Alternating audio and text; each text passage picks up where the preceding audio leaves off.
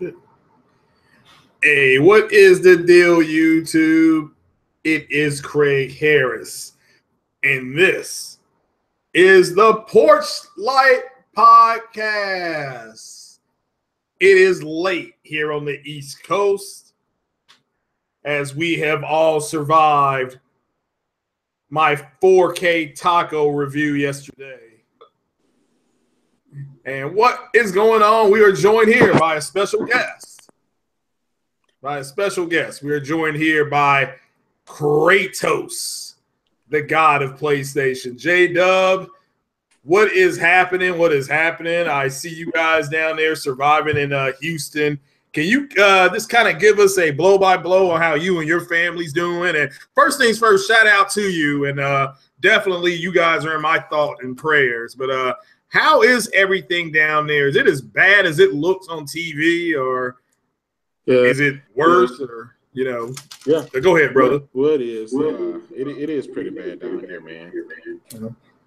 So, I mean, what you're seeing on TV, that's exactly what it is.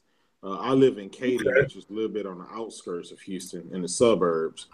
But, we got it pretty bad out here. Kind of stuck in this third-floor apartment. So I'm not at home. But, it is what it is. We're making the best of it. And I went out today to try to go get some food and freaking got flooded. My SUV got flooded out. So I had to walk a little bit with a handful of food and some knee-deep water. That wasn't pretty pleasant. But, it is what it is. My family, my wife and kids, everybody's good to go. So we're living. A lot more people in worse shape than we are. So, I got to be blessed on that step front. Yeah. Let me test the sound here. I'm on my iPad now, so you might have to turn my volume up a little bit if you can't hear me. Okay. All right, here we go. Let me get this screen going here. All right. So, okay. And now you're up about full blast. Well, no, I'm up full blast. Good. Can you hear me now? Yeah, I can hear you before. I didn't know about the chat. Okay. I turned mine back down to normal. I came on and I didn't say anything for like 15. So this sounds depressing. No, we're gonna move on. Yeah. We're gonna move on. But I mean, like I said before, I donated a little money, what I could to the Red Cross today.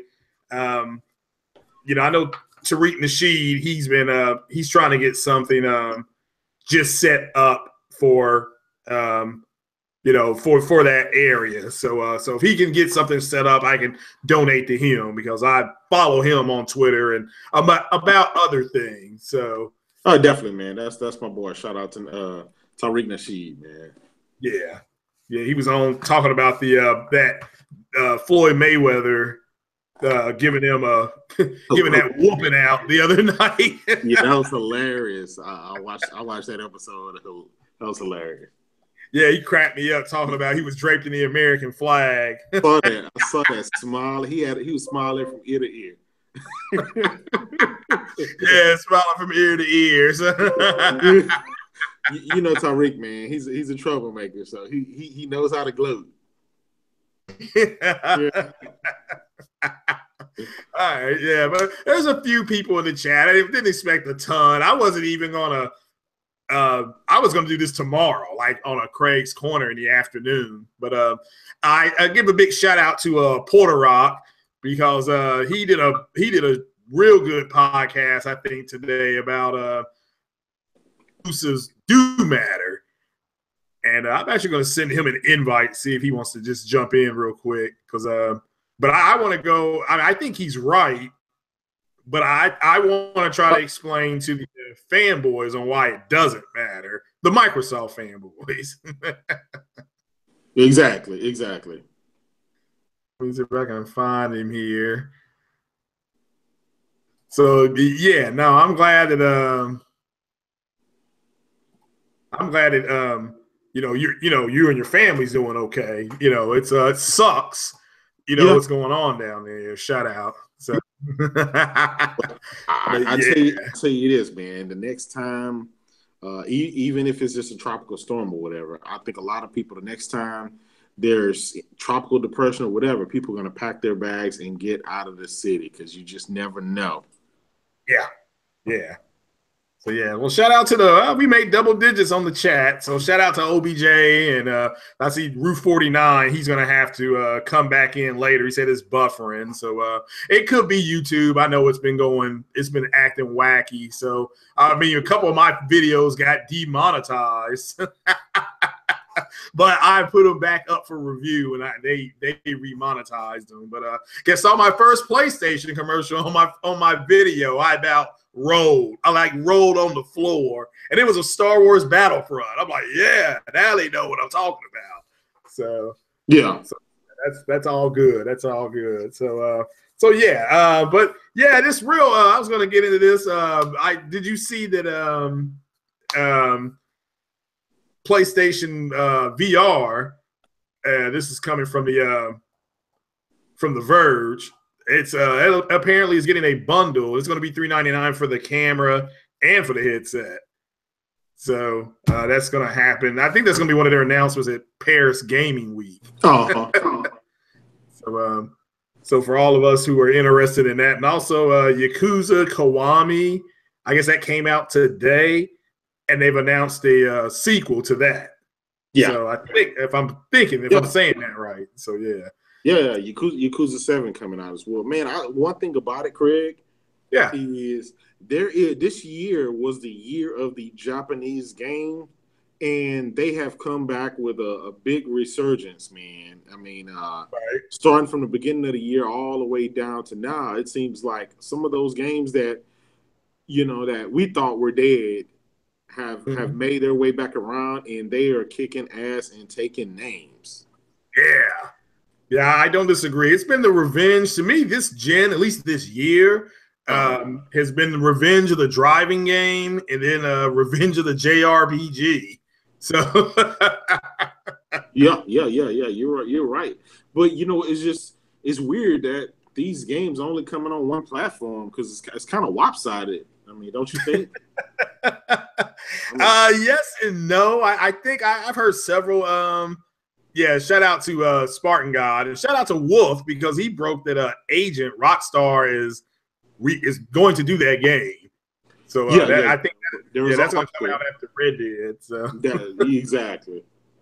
But yeah, it is pretty bad. You've got you've got Nintendo with some really good, really good exclusive games. Oh man, Nintendo!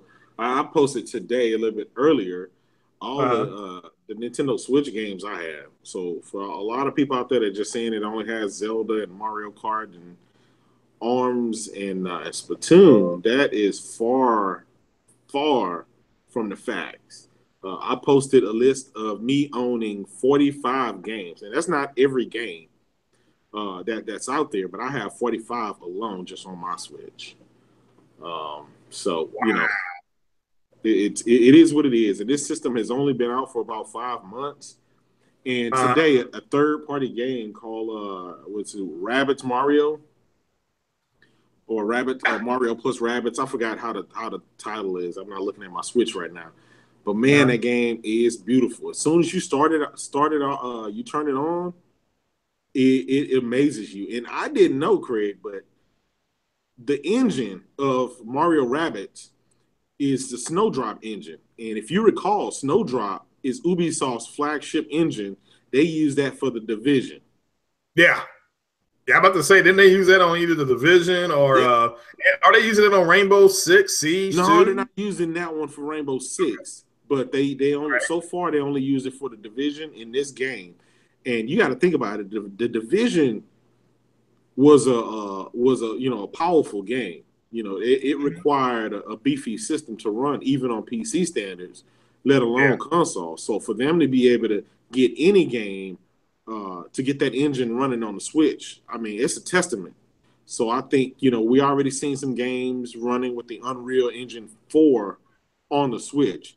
So I think it kind of should make people kind of, open up their minds about, saying this thing is underpowered and you won't have any graphically demanding games, because right now we're starting to see those. We're starting to see the effects. Well, I mean, I think them saying it's underpowered, the fact of how it's selling, that's a smack in their face. I mean, if it was true underpowered and as bad as some people are making it out to be, it wouldn't sell, because everybody would say it's underpowered, you know? Exactly. Yeah. Exactly. Yeah. And like I said, I think right now, most people either have an Xbox or they have a PlayStation. So that's what they have. So they're going to buy a Switch, not as their main console. Even Nintendo has said the Switch makes a great, compelling second console. They don't think, a person's going to go from not having any consoles to just playing on the Switch, or nobody's going to be selling their Xbox or their PlayStation to get only a Switch. You're going to pick it up as a second, console and use it for a handheld or whatever. But it's a great system, man. And the price, you can't beat it. I think it's going to be one of the reasons the Xbox X is going to have slow numbers out of the gate. For $500. Again, I said before, even shout out to Michael Pachter. Even he said, look, $500, you can go get you a Switch and a PlayStation, and you got your exclusives, you got the third party, and you got, your portability. Yeah.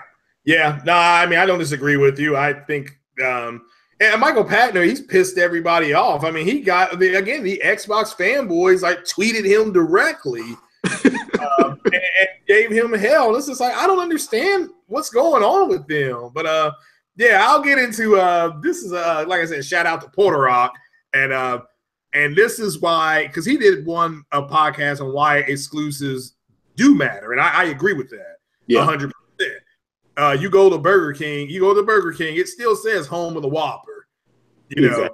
But the reason why exclusives, and this is for everybody, the exclusives don't matter to the fanboys, because in order for Microsoft to survive, they're not going to have any exclusives.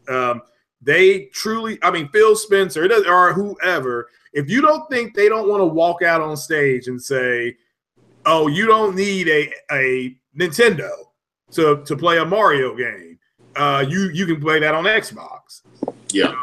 You don't need a PlayStation to play MLB The Show. You can now play that on Xbox. Xbox needs crossplay as a survival tool. They may not need it now, but the way any company thinks, and like I said, a friend of mine, we went out, we were at Hooters the other night celebrating my birthday, and he was like, look, and he's a district manager of GameStop.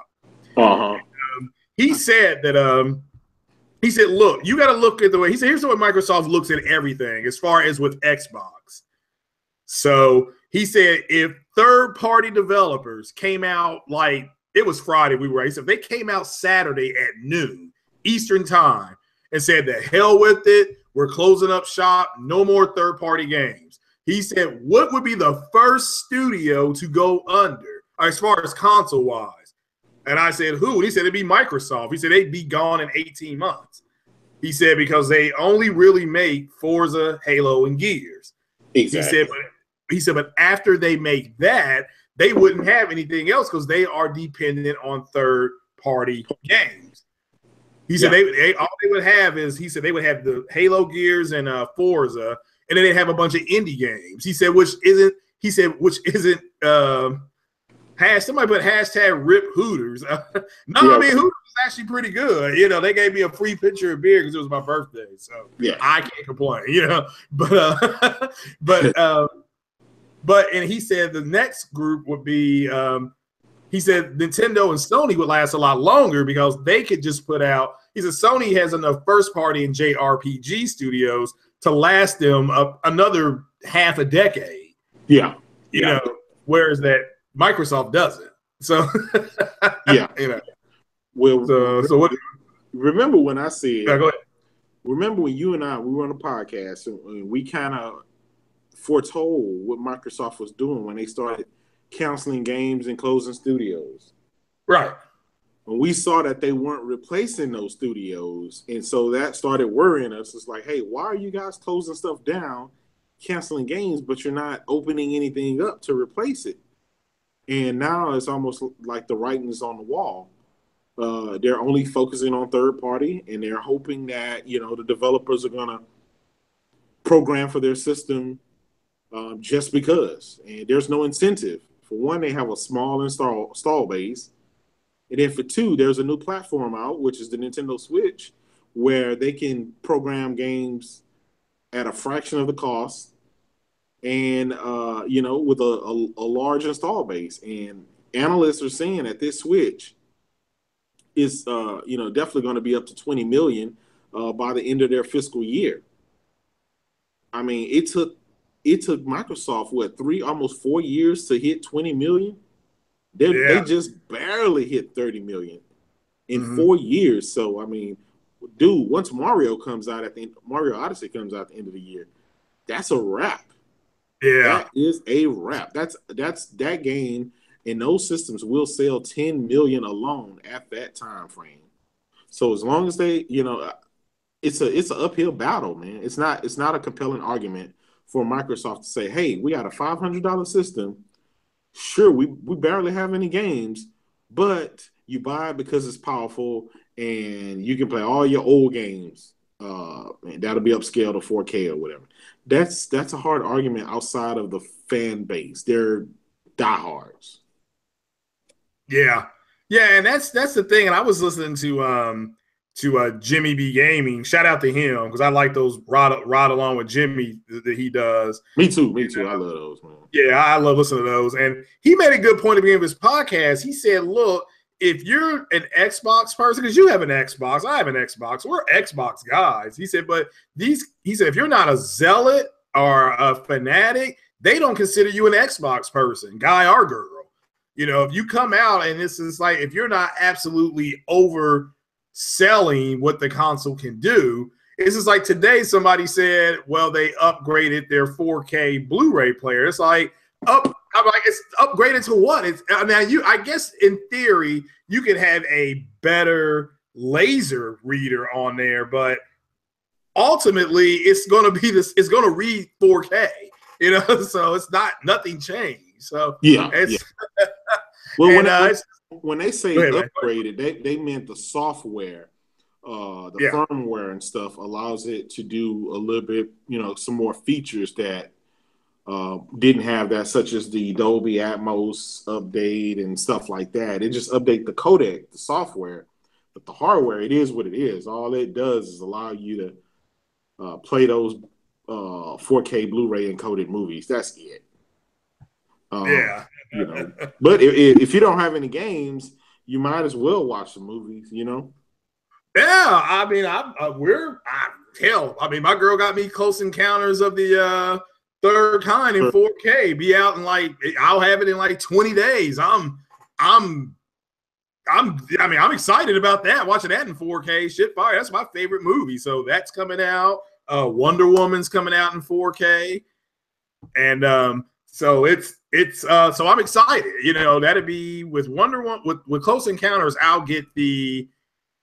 have 4 UHD movies. So I'm happy with that. So I'm good with that. So, but but truly that's why exclusives no longer matter to the Xbox people.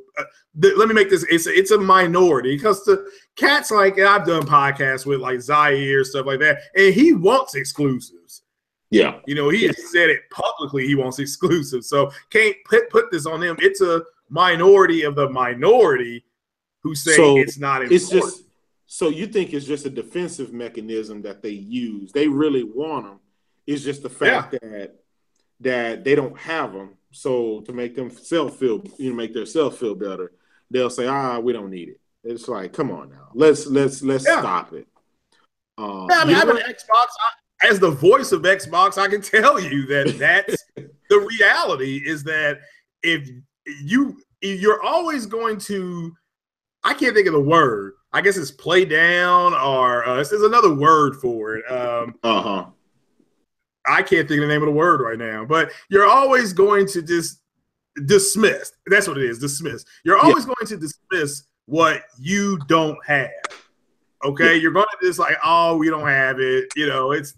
So it's just not important to us. But I mean, people are saying, well, Microsoft has has exclusives, but I said, okay, look, if I can go buy that game on a PC, granted, PC's intimidating. I do agree when Jimmy said that. I'm trying to build one.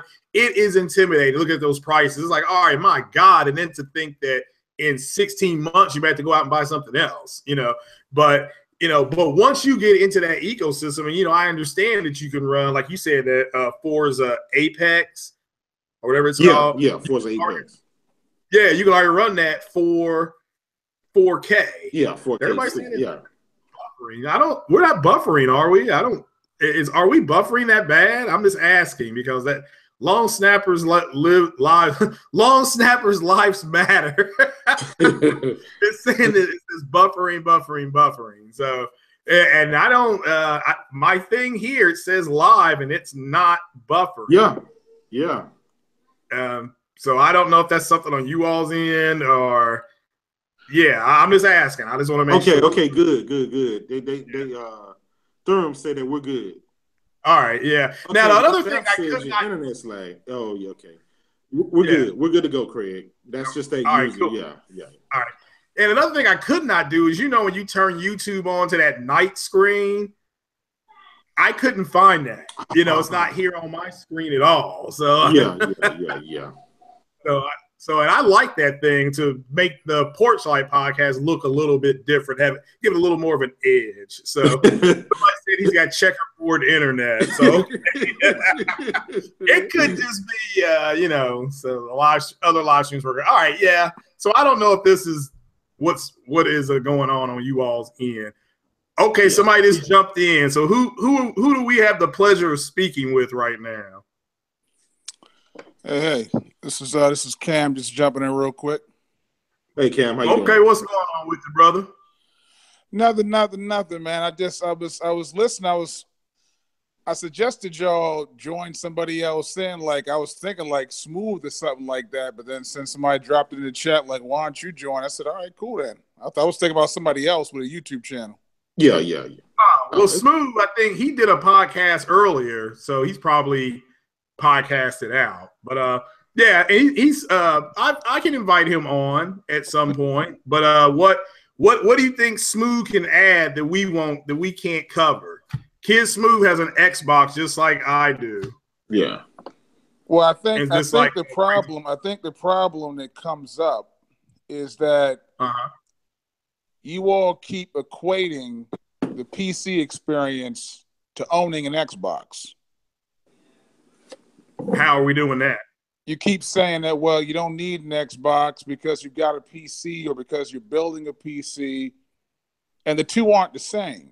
Well, they have some similarities, but they aren't the same. You're right, Cam. You're right. But I'm going to tell you this, okay?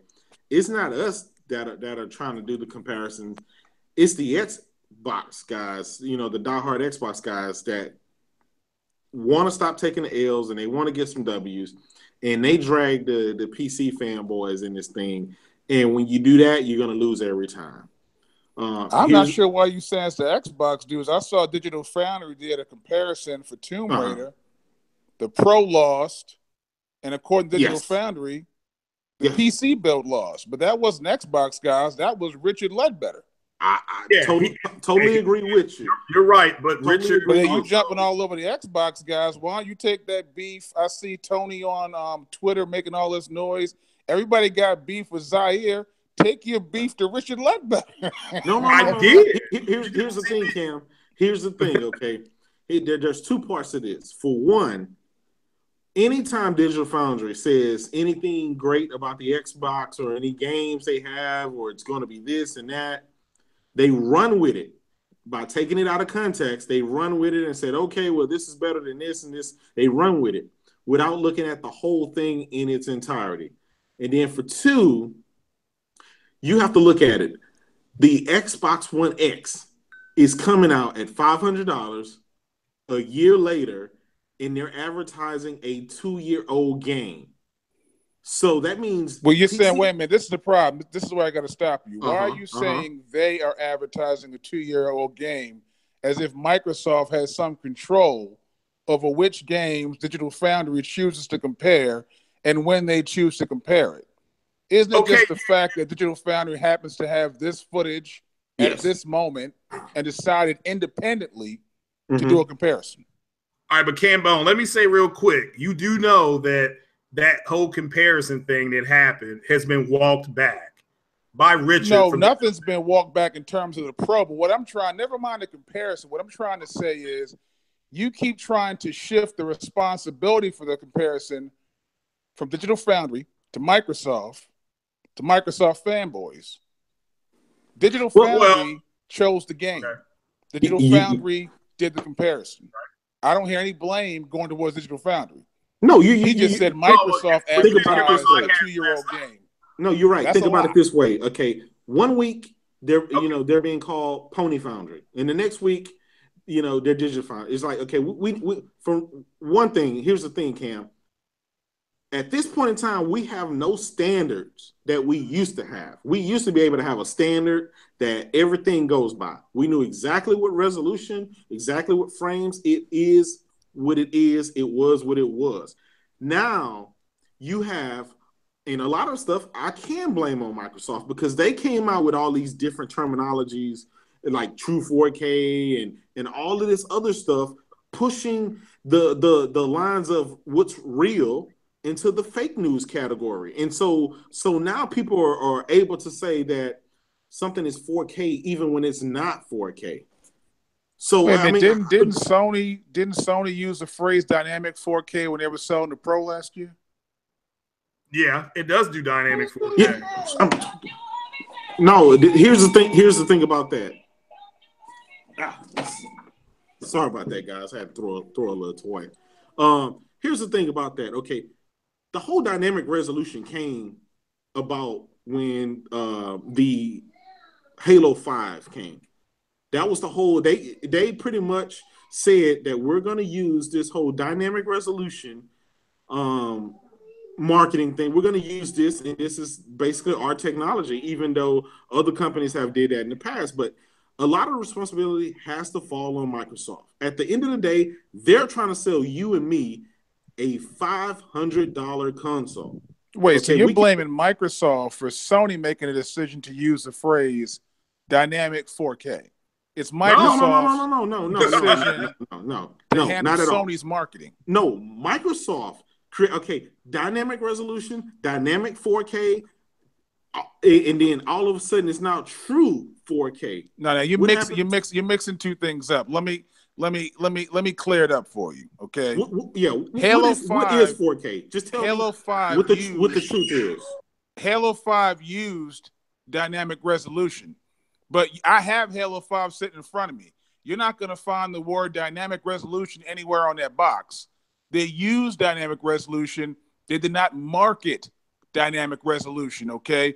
No one outside of our small little circle of core gamers has any idea what the word dynamic resolution means, okay? So when Sony puts dynamic 4K on the side of a box, that is to convince the consumer that it's not just native 4K, it's dramatically native 4K. No one reading the words dynamic 4K on the side of a Pro box thought that meant that's 4K sometimes and 4K not sometimes. That's not what they meant to convey by that.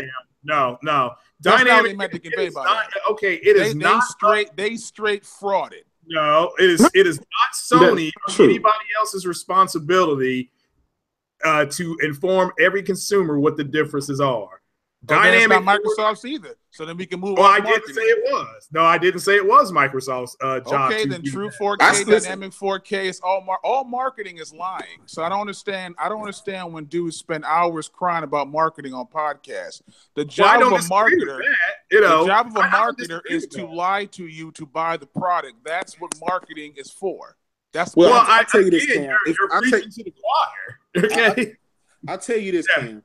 If you're going to lie to me now, if you're really going to sit here and lie to me, if I'm going to have a company lie to me, I'm at least make them work for it. They're going to have to, they can't treat me like I'm an idiot now. Here's the thing, okay? We all know what it is. We can look at Phil Spencer. We can look at Aaron Greenberg. We can look at all these guys and all this whole marketing. Here's the thing. For a year, they have been touting the most powerful system, 4K, 60 frames, uncompromised, true, uncompressed. You're not going to find the words 4K 60 listen. falling out of Phil Spencer's mouth even once. Listen. I put $100 on that. Listen, we've already been through this. Okay, whether it's Aaron Greenberg, whether it's Phil Spencer, you're not going to find Aaron Greenberg saying whether it's Major Nelson. We have the receipts. I would love to see them. Go ahead and post them. We have the receipts now. Here it is. It's been touted for a year, and now this thing comes out, and it's being basically walked back, and it's basically like Craig said, it's a pro that can do just a little bit more. That's not what I heard Digital Foundry say in their latest video. Did you listen to that video? Listen. Watch their previous video and watch the other video. They tested 10 games, and their conclusion was the 4K promise appears to be met. I don't hear anybody walking back anything. You know what? I tell you what. Right now on my $399 PlayStation 4 Pro, which I've had for a year now, I've had 4K 60 games. I've had 4K checkerboarded games. I've had, up and down the spectrum. I've had that for over a year. What Microsoft is delivering is the same exact stuff. The same checkerboarding that was touted it was dog shit when the Pro launched with it, but all of a sudden now it's okay. Okay, now it's all of a sudden people they don't care about exclusives, they don't care about this. Now everything is kind of being walked back, and so that's why I asked you a couple of minutes ago, what is the standard now? Back then we had standards. Now with all this marketing, I'm comparing the devices. You're obsessed with marketing. No, I'm looking at the end of the day. You selling me? You and Craig talk for 2-3 hours. At the end of the day, when I walk into GameStop and I look at that shelf, I'm looking at the least capable 4K console on the market and the most capable 4K console. What makes that? That's bottom line. What makes one more? That's bottom line. So when you said what in September and Zaire said something in October, and I don't like what he said in January, all that. Who cares who said what? I got money in my pocket. I got money in my pocket, and I'm standing in GameStop, and I'm looking at the shelf, and there's 2 boxes on that shelf. Yeah, that's all right. It. Cambone, what makes one? If each console can do 4K native, that's been proven. If each console can do 4K checkerboarding, that's been proven. If each console can do 4K dynamic, okay. Can they do it to the same degree? I mean, Craig? No, I'm about to answer. If I have a Lexus ES300 and I have a Toyota Camry, they both can drive from point A to point B. Brother, come on, get to point A to point B the same way, bro. Wait. Let them finish, Cam. Let me finish my question. If both these consoles are doing the exact same thing, they're not. And you're all right. And okay. So which one doesn't do dynamic 4K? Which one doesn't? Because they both have the same capability. They don't have the same top end spec. What are you talking about? All right. Which one doesn't do checkerboard 4K? Well, I'll tell you which one's not doing checkerboard when it comes to a racing game. And I keep hearing you say that a racing game is very easy to render in 4K. Actually, let me get the GT Sport, and I ask you, is this a native 4K? And you say no. You got no explanation. If the two are the same, and I said it's then true. I better not see a racing game on No, I said it's true 4K. That is not native 4K. Well, if you're going to repeat them right. Yeah. Okay, I said it is true 4K. That I said. No. I'm asking you: is GT Sport native 4K? No, it falls under true 4K, and I have said that. Haven't you given the view many times before that racing games are easy to render in native 4K? Listen, I said that a racing game is based on the pack textures has been easier to render. Listen, so why can't the Pro render GT Sport, a first-party game, Sony's biggest exclusive IP, their only billion-dollar exclusive IP? Why hasn't that game been put in native 4K for those who spent $400 on the least capable 4K console? You know why? That's because they're delivering, a true racing experience. Think about it. They throw these Forza games out, every year. Even on the OG Xbox One, it's being 1080p, 60 frames per second. So that's the only game that has been across the board. It's been easy for them to get to run that. Think about it. They had cardboard cutout textures and backgrounds on the Forza 5. They finally, spruced it up on number 6, which I own now. Keep in mind, I own, including racing rigs, so I am a racing nut. But on top of this, when you're trying to compare a simulation K racing game to a true simulator that is GT Sport, if you look at what they're doing with that game and all the stuff that they're adding in that game, you will realize that, hey, 1800p checkerboarded up to 4K, with 60 frame, with a solid 60 frames, with the amount of lighting and fidelity and graphics they have in that game, allowing you to get your full real world racing license with that is something that has never been done before. So guess what? If it takes me to have a little bit less P's on the screen, I'll take that. And at the same time, $399. A year ago, I've had this system, been able to play Mass Effect in 4K. Have you been able to play Mass Effect in 4K on the Xbox? No, you haven't. So guess what? You're going to be playing catch up for. You still got months. The system is still not on the street. You still have. Well, wait a minute. We gotta correct the record.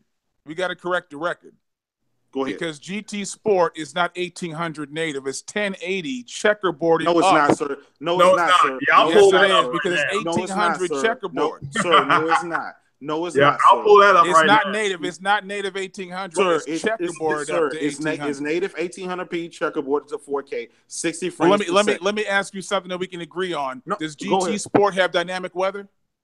No, they do not. You have to select. Do they have dynamic time of day? You get to select yours. No, that wasn't my question. They do not have. No, it does not. How many cars are in GT Sport? There's about going to be a little bit less than 200. 140 is what I heard. No, sir, it's 177 actually with DLCs to bring you more. Yeah. And GT Sport was out before Forza. How many cars are in Forza? I think Forza's going to have 600 cars, 700 cars, sir. Yeah. Yes. Dynamic weather, dynamic time of day, still native 4K, still 60 frames, locked. More content, better performance. How can you possibly grade one higher than the other? You know why? Let me show you how. Because GT Sport, Gran Turismo 5 and 6 had the most cars ever in a game. They had 1,000 cars. So what they did is started from scratch. They're not doing what Forza are doing. They're just dragging over cars and just dragging them over and dragging them over. Obviously, Gran Turismo could have did that. But they said, guess what? This is a sport.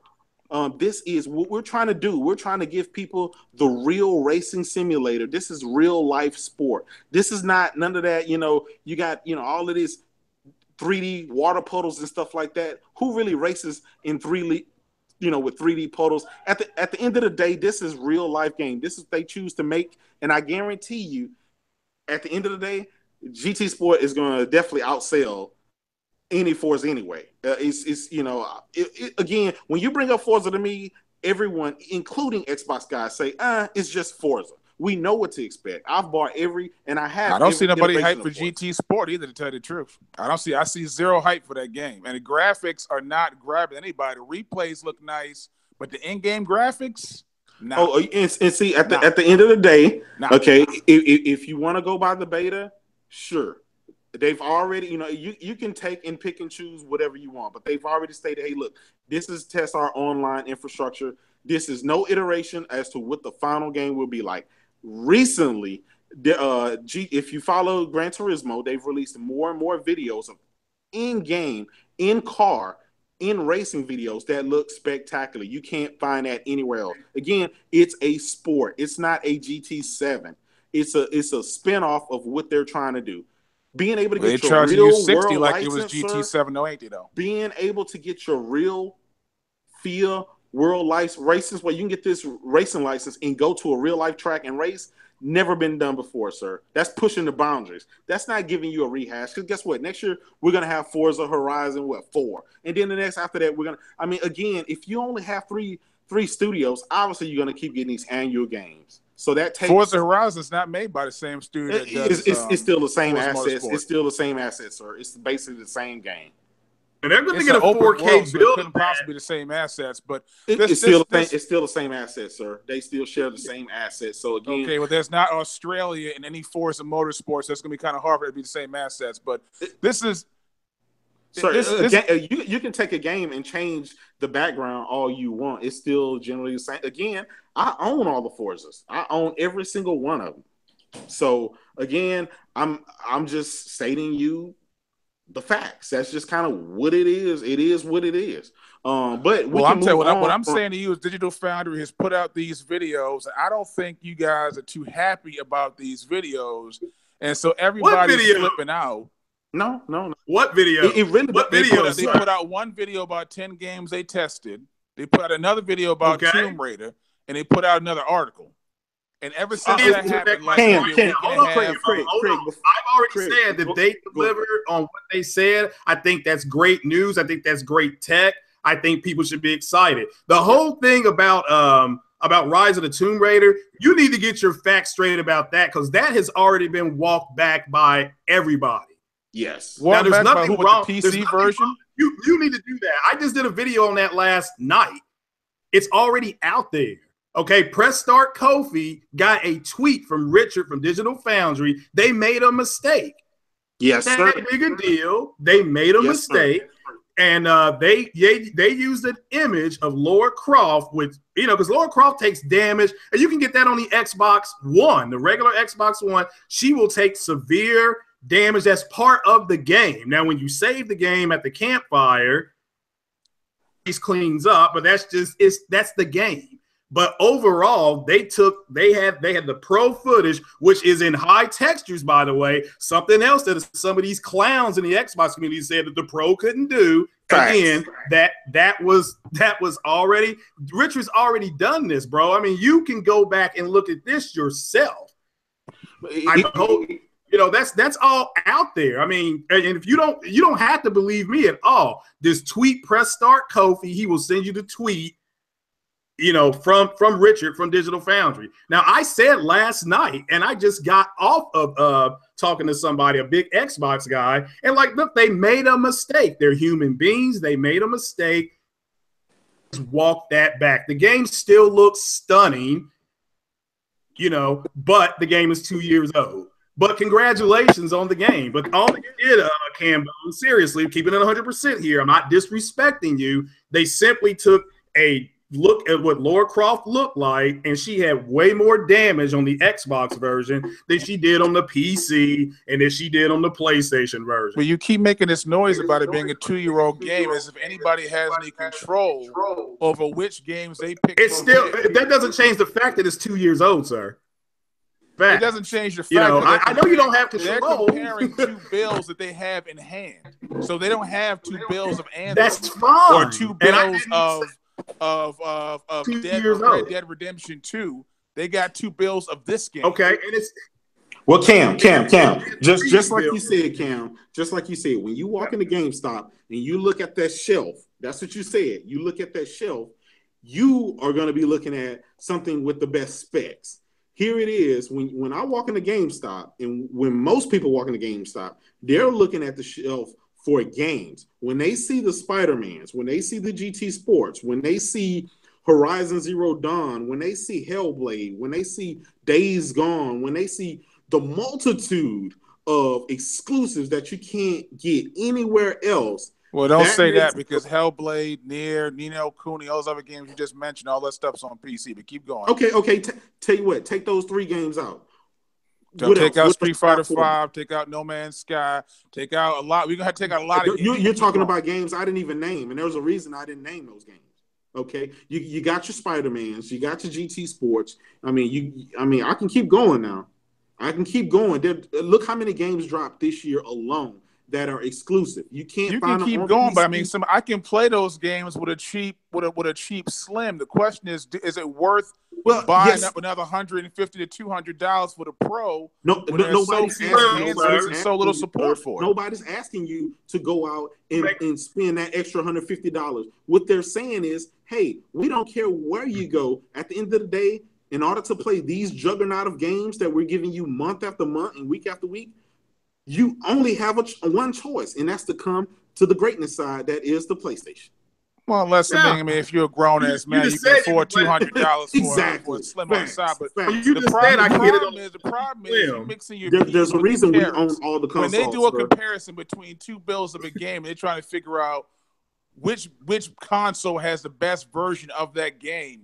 They're not talking about exclusive. They're comparing a multiplat to tell people where to buy what makes the it what makes it the best version, Cambo? Some people might want to decide, well, where am I going to buy this game at? And that's all the information is really for. Cambo, what makes it the best build? The performance, obviously. The performance, it runs better on PC. Facts. It might run better on PC, but a lot of people don't want to. There's no mic to it. It runs 30. You picking and choosing, Cam. You picking and choosing.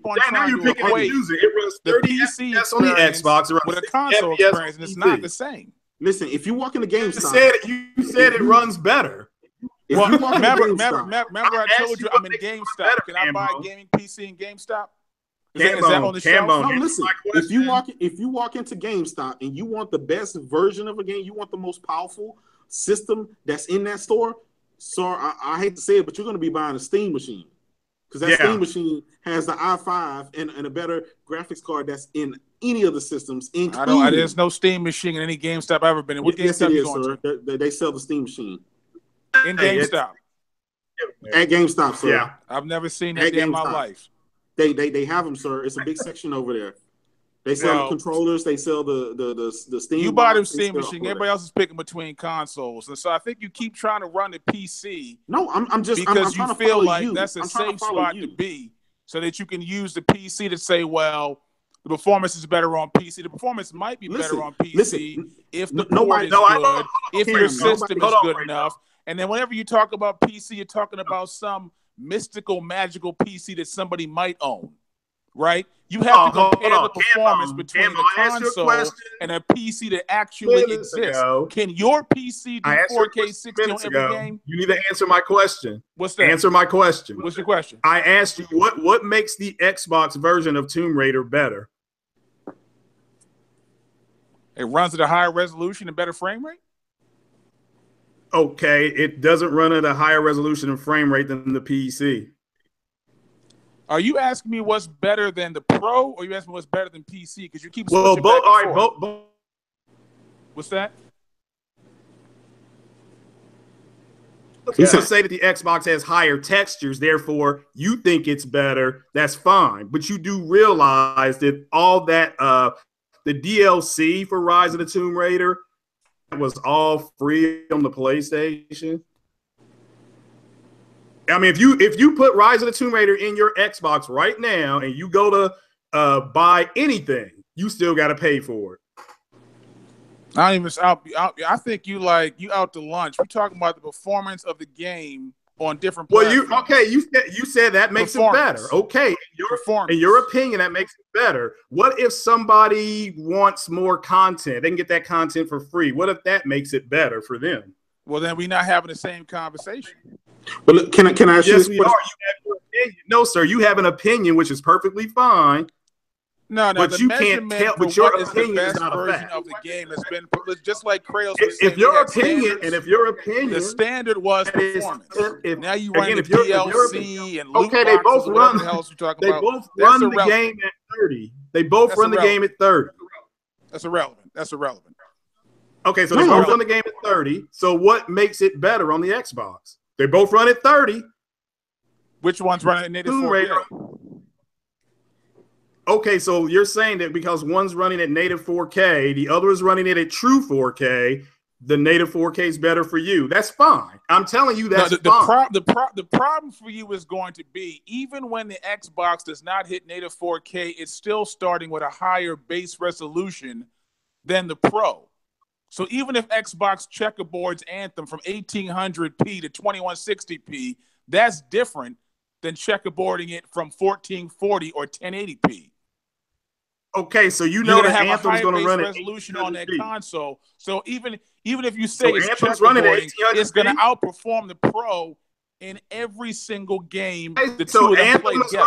Anthem's running at 1800p. You can prove that. EA has had a press conference. No. What I'm saying is, as an example, obviously we don't have the numbers because the game's not out for a year. I don't even know if they know what resolution it's going to be running at. Oh, so you're just talking out the side of your ass. Okay, you're talking. No, what I'm saying out the side of your ass. What I'm saying is that it's a higher base resolution on these games, even when checkerboarding is being used. Okay, what games are you talking about, Cambo? What's that? What games are you talking about? You break out that are going to run at a higher resolution. I already know what you got Tomb Raider to start. Is okay, so Tomb Raider is running at 2160p native. Okay, that's one. What else? What's that? Yeah, he's waiting for you to name all the games that run better. What games are the developers come out? Now, I'll give you Tomb Raider, and I'll throw in one for you. Project Cars 2? Yeah, Project Cars 2. Project Cars, I think that's 4K. Yeah, they haven't gauged they haven't gauged the specs. They haven't gauged the specs for either system, but let's just say it's 4K, okay? Let's you know what? I'm gonna be generous, Cam. I'm gonna give you all the multiplats. I'm gonna give you all those. I'm gonna say, guess what? The Xbox One X runs all these multiplats at a higher resolution than the PlayStation 4 Pro. I'll give you that. Now, this is what I want to ask you. Will you be willing to concede to me that PlayStation has all the exclusives that you guys want and that you guys lack? Will you be willing to give me all the exclusives in all the Juggernaut games, and I'll give you your performance? You mean for this year or next year? I'm talking about I'm probably from here to the end of the world. The way Sony's killing the market right now. I'm just telling you for the next 3 years. I don't see that for the next 3 years. Now for this year, yeah. Come on now, what do you have coming next year for 2018 for Microsoft? Come on, I don't know. I don't know what Sony has coming next year either, except for God of War and Spider-Man. But listen, Spider-Man alone. You just asked me about 3 years. Okay. Well, that's because Microsoft doesn't have a deep bench like Sony. We already know Death Stranding. We kind of know what Sony benchmark is for the next at least two and a half years. Isn't Death Stranding on PC? I don't know. But you might want to check on that. Okay, if you want to take that away, you want to take away. I'm not trying to take anything away. I'm just if you want to take away all the exclusives or PC games or whatever, then you technically have zero exclusives. That's what you always tell us. But then when the game shows up on PC for you, like Hellblade, you call it an exclusive. No, listen, it's a nice trick. No, I didn't. It's a console exclusive. It goes back to what Microsoft has been telling us just generation of what's an exclusive and what's not. If you want to say if it goes to PC, which is a whole different platform, it's a whole different market. If it goes to PC, then fine, I'll give you that. Let's take all my games that goes to the PC, take them off the table. I'm just going to focus on 42 people. PlayStation only exclusives. Those things still kill anything that Microsoft can throw out there. At the end of the day, when you walk in that store, when most people walk in that store, when they see the picture of Spider-Man, when they see the picture of Kratos, when they see the picture of the multitude of games that's coming. You keep saying the multitude of games. You named the same 2 games I named for next year. You asked me about 3 years. So, like I said, for next year. Well, I could went ahead and say Detroit. I could have went ahead and said Detroit and the rest of those games, but it doesn't really matter. God of War and Spider-Man takes. They can just drop that one game and that's it. They can do what Microsoft did this year: just drop 2 games and call it a wrap. People about it. I don't see, but it's you acting like because they dropped 2 games, Microsoft's going to shut down shop and go out of business. No, I didn't say that. People will buy the system if they want to play the game, and that's that.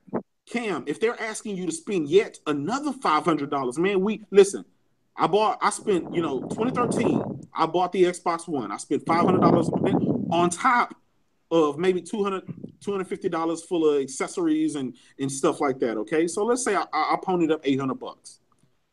I bought that. Within 6 months, the price had dropped by $100. And then a little bit after that, they had dropped another $50. So I didn't get my return on investment. And then the S came. I bought that. that came out at what, $3.99? That was your fault. No, listen, I know I'm trying to make a point, okay? So I bought that, and guess what? I still end up to the point where, hey, none of this stuff changed. It didn't change their situation one bit. Now, years later, you're asking me to pony up another $500, and then they're not asking you to pony up nothing. No, listen. These companies are asking. They're asking for our dollars. They're asking for our. No, they're not. They're giving you an option. Just like when you go to a car dealership. Okay. You ever been to a car dealership before? Oh, they're giving you an option. Okay, you're in the mood to buy a car, right?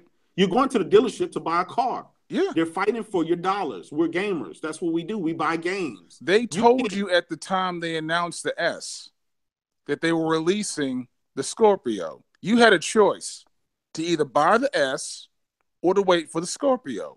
You bought the S. You are a grown-ass man. You're right.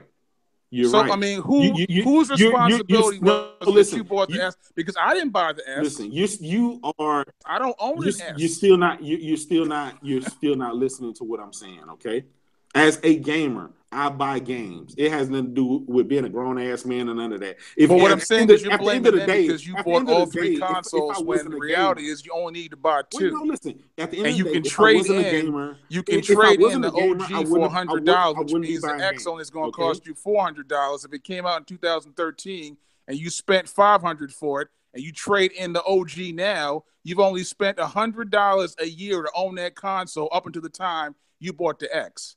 That's really not that much money. Listen, at the end of the day, okay, that's $500. That's $400, and then this is another $500 that Microsoft are asking. They are asking. That's what their marketing is. That's what these Gamescom event. That's what E3 is. That's what their launch event was. It's asking. It's trying to make an argument for you. Hey, you, sir, come and buy our platform. Come and pay us and buy our system for our platform and our games. They have not made it a compelling argument to me by stripping me of what they gave me originally. Originally, they gave me exclusives. So, hey, I'll take that L for at least I did that. You know, I have no regrets with me buying the original Xbox One. I have no regrets. They did give me the games, and I bought all of them. But now, here it is, you know, some years later, $500, no exclusives, and then at the same time, I'm having less and less of the games, and it's a hard sale. It's a hard sale. What kind of graphics card do you have in your PC? Me, I have a Radeon Pro Duo. That's a 16 teraflop card, sir. Okay. When you upgraded to that card, I gave Craig my old card, which is a AMD 295X2, which is a 14 teraflop card. 14 teraflop card. That's great. Yes.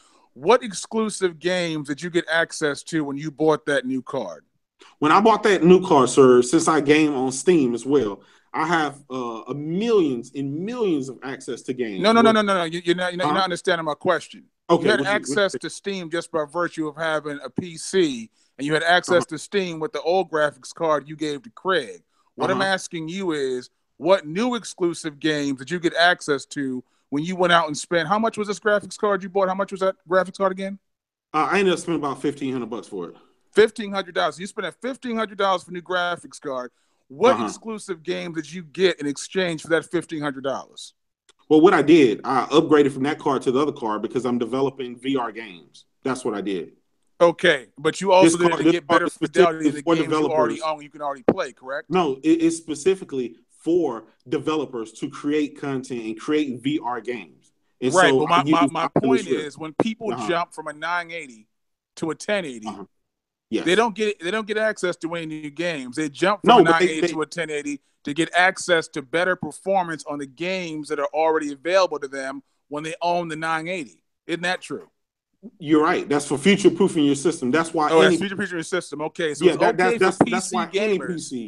Let me just. I want to make sure I understand this correctly. It's okay for PC gamers to spend $500, $600, $700 for a new graphics card just to get higher fidelity on the games they can already play. But it is not a console gamers to do the exact same thing. Have I got that right? I don't think it is. I don't think it is, and I'll tell you why. Okay. I'm going to tell you why. For one, with consoles, you always get games. We have always, since the beginning of gaming, we have always gotten exclusive content that couldn't be found on PC. Only in the modern times, and I'll give credit to Microsoft for doing that. Only once they turned their games from being exclusive over to the Windows platform did console gamers and anybody else even care about Microsoft games. Prior to that, nobody cared. They had games for Live, games for Windows, all that stuff failed. Nobody bought that. Nobody cared. Even Windows gaming now, nobody cares. Everyone goes to Steam. At the same time, we have always been able to buy exclusives, and exclusives specifically on consoles. Eventually, they will trickle their way over to the PC, but at the end of the day, the bread and butter for our games, and the reason we buy console is for the cheap price and then for the exclusive games. Now, that's just me, and I think millions of people will agree with me. Yeah, I think it used to be the case before. I think it was the case before that console gamers didn't have any choice except to accept the performance of the stock machine they got at the beginning of the generation and to ride that out until the end of the generation. They didn't have a 980 to a 1080 transition built in for them. Now, Sony is offering their people a 1080, and Microsoft is offering their people a 1080.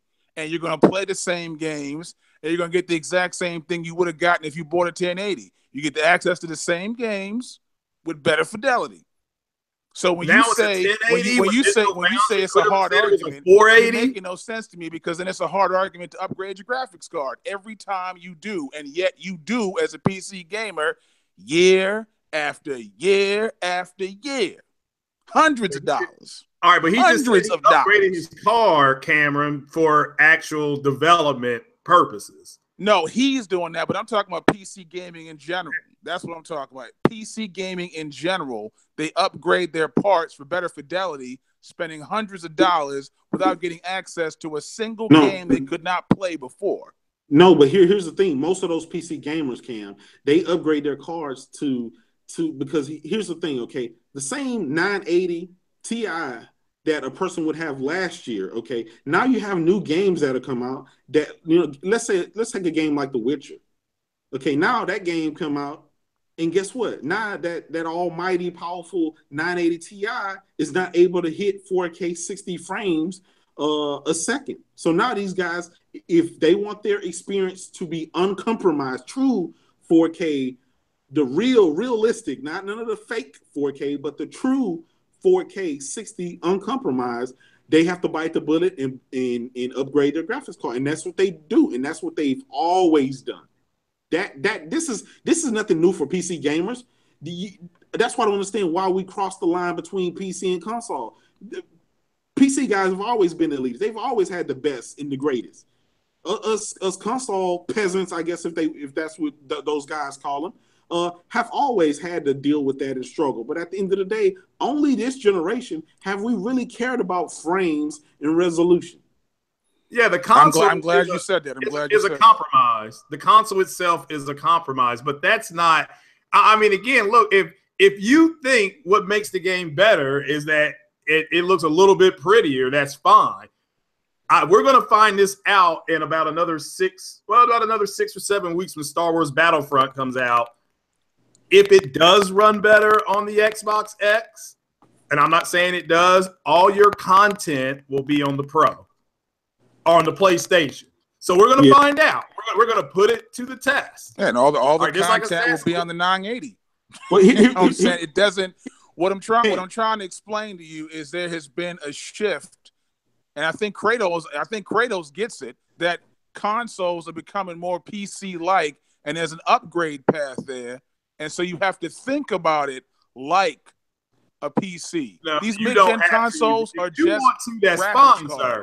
That's it. If you want to, that's it. All right, if you want to, if Kratos wants to, that's fine. That's great. I'm not here to. Okay, fine. That doesn't make it a fact for everybody else. Okay, there's people on the internet right now who think the Earth is flat. They'll argue with you all night, all day long. Okay? And if that's what they want to think, that's fine. But until they can present a factual-based argument, everybody's just going to roll their eyes at them. Again, that's why I said to you earlier, if you feel that having Tomb Raider, which the fact is that the game is 2 years old, and yeah, I don't care that Digital Foundry had a stock picture. They got the picture wrong. They manned up. They admitted it. I'm sure if you got kids and they did something wrong, you want them to man up or put their big girl panties on. They at least admitted it. If you feel that getting a better, because one is in ultra and one is in high, and you feel that makes it better, sir, that is exactly your choice. But that doesn't change the fact that though that game is 2 years old and that the PlayStation version got all the free content, all of it. All right, that's a fact. I mean, this is not. It got everything packed in with the game because it was sold on PlayStation a year later. It's not free. And it was $10 old. Yeah, and it was $10 cheaper. Yeah, because it was old. Again, yes, it came out a year later, and despite it being out a year later, you're 100% correct. Let's look at the facts again. What console version of that game, forget about the PC, what console version sold more? Even though it's a year later, what console version sold more? I have no idea. I'm sure you're going to. You already know. I mean, come on. I don't know. That is to answer it. Yeah. Okay, so for me to ask that is to answer it. All right, so when you look at the bottom line here's what I have been saying is that, I'm going to say it again. If you think it's prettier, makes it better, that's fine. If you think it performs better when they both perform at 30, okay, they both, because the base build on the Xbox One, and they're going to code to the lowest. Well, actually, there's a performance mode that pushes it to 60, but go on. Well, so does the PlayStation, sir. I mean, you don't. Yeah, but the performance mode on Pro is 1080-60. The one on Xbox is 4K checkerboard. Well, it's not. So now the fake 4K is okay. Yeah, that's the performance mode. So you either have so the performance mode is knocked down to 1080. This is the game I'm talking about. So the performance, graphics performance mode is 60 FPS.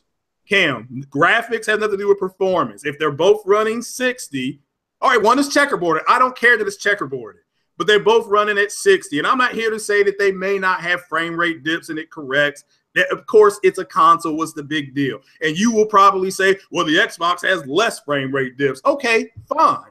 But if they're both running 60, or fewer, even if at their 1080p, if it's 1080p 60, and one is 1800p or whatever it is, it could be 1600p checkerboard. I mean, whatever it is. Whatever it is, yeah. The performance is still hitting 60, just like the 4. Okay? So you tell me you don't think it's going to be any image quality difference between a game that's running, let's say, I'll give you the benefit to say 1600p. I'm sure it will be. I've never said that. Here's what I've said. I said it's going to do a little bit more. That's not a little 60 between 1800 or 1600 and 1080 is not a little bit more. And if it was a little bit more, you'd be doing. I'm talking about the performance, Cam. They're both 60. Of course, there's a difference in it. The performance is not just the frame rate; it's also the rendering resolution. If you want to lower the resolution, you can boost the frame rate. The two are tied together. I understand that. Look, I'm not denying. Look. If you're trying to get me, I'm not arguing that the version of the game won't look better. It's going to look a little more better. Now, I've conceded that to you. It should, right? You want to leave. You want. I mean, I understand you want to do that to make yourself feel better. But what I'm trying to tell you is, no, I feel fine. What I'm trying to tell you is, for most of the cats I know who are trading in their consoles, it's $400 versus $400. Okay. Right, because they have no reason to keep the one they got. It's $100. It's $100 trade-in for it. It's more, I think, if you have the ass. I think it might be $20. You can't do that, Cam, because you can't do that because on the other side of the flip, the guys who have their slims or their vanilla PlayStations can do this exact same thing and trade in theirs for the Pro. So I mean, you got I'm trying to get you to see it from the perspective of someone playing on Xbox. And that's why I think you missed. Yeah, you and when did I say don't go buy one, Cam? When did I ever say don't go buy an Xbox X? Kratos got the Scorpio version. I got it day one. Day one. So what are you buying it for if you have a PC with it was 16, 2500 gigaflops? He's already answered this, but tell him, brother. Tell him why you got it. I've said this many times, guys, and I'll say it now. Okay, so give me 2 minutes, Craig. I want to have 2 minutes. Go ahead, brother. I need to preach to the guys. Yeah. Okay. I bought the Scorpio day one edition because one, I collect games, and then for two, the majority, I want Microsoft to succeed. I want them to continue to be in this industry. I do not want them to leave, because if they leave, then our hobby as we know it will get very difficult without competition. I bought all of the games, all of their exclusives, from Rise, Son of Rome to State of Decay to every single game imaginable. You can check my gamer score, all that stuff. But I bought all these games to support this company, and so I can have more games to enjoy my hobby that I love. It's just the fact that the base did not support the games, therefore they did not get any sequels. So now, years later, we're in this predicament where they have no games, but they have hardware coming. And so Microsoft is like, well, look, the guys didn't buy the games that we tried to give them, so they just bought the third-party games, so we're just going to give them a powerful system with third-party. But that's a problem for me, because when I look at the other end of the spectrum, I need someone to continue to push Sony to be the best that they can be and to push Nintendo to be the best that they could be. Now, at the end of the day, I'm a numbers guy. And the numbers tell me that the people have spoken. The people have spoken. They chose PlayStation. They said this is the system I'd rather have for multiple reasons. One, I can get third-party games and exclusives all from this system. And it gives me better performance. That was another one. Plus, the messaging was on point.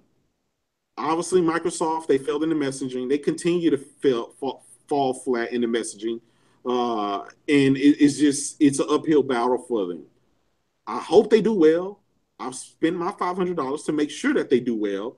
And if they do not do well, I want to be able to look back and say it wasn't because of me. It was because of them, and it was because the so-called fanboys who talk a big game on YouTube and Twitter, but they did not actually go out and support the games.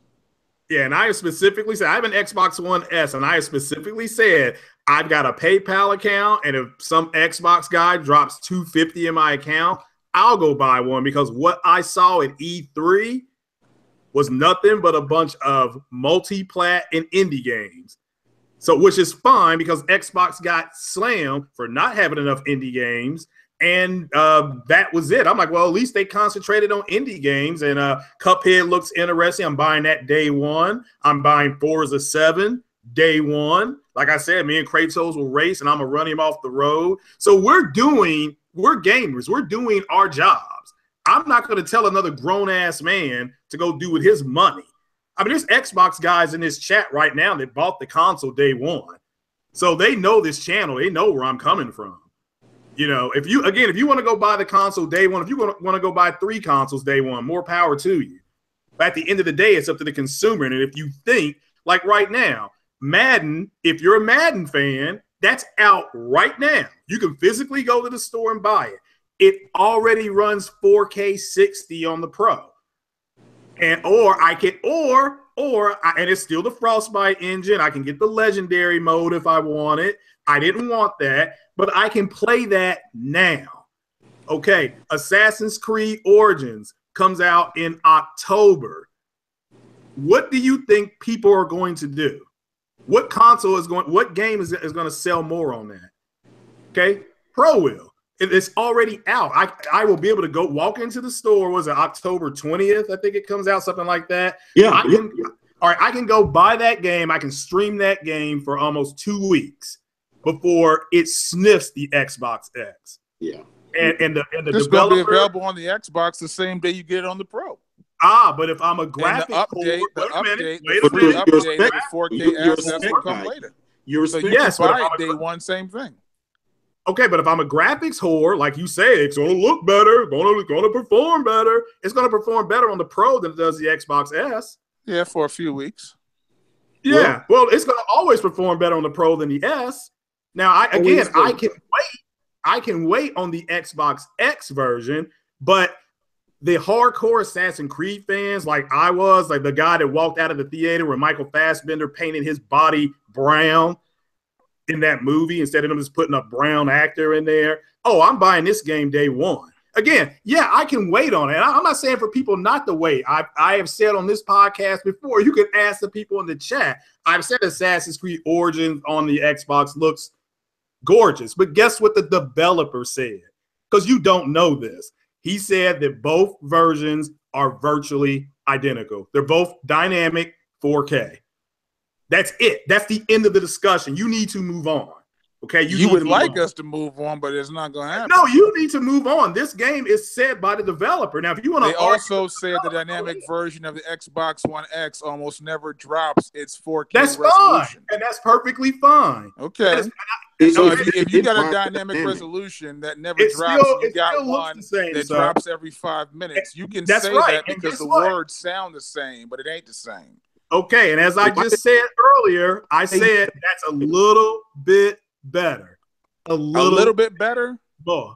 Well, you just all right. We need to wait for the testing to see how often it's going to drop on the Pro before we can say it's a little bit better. So now you're Jack. You're Jack reaching because you're talking out of your ass. You don't know how often it's going to drop on the Pro. No matter what. You're not in a position.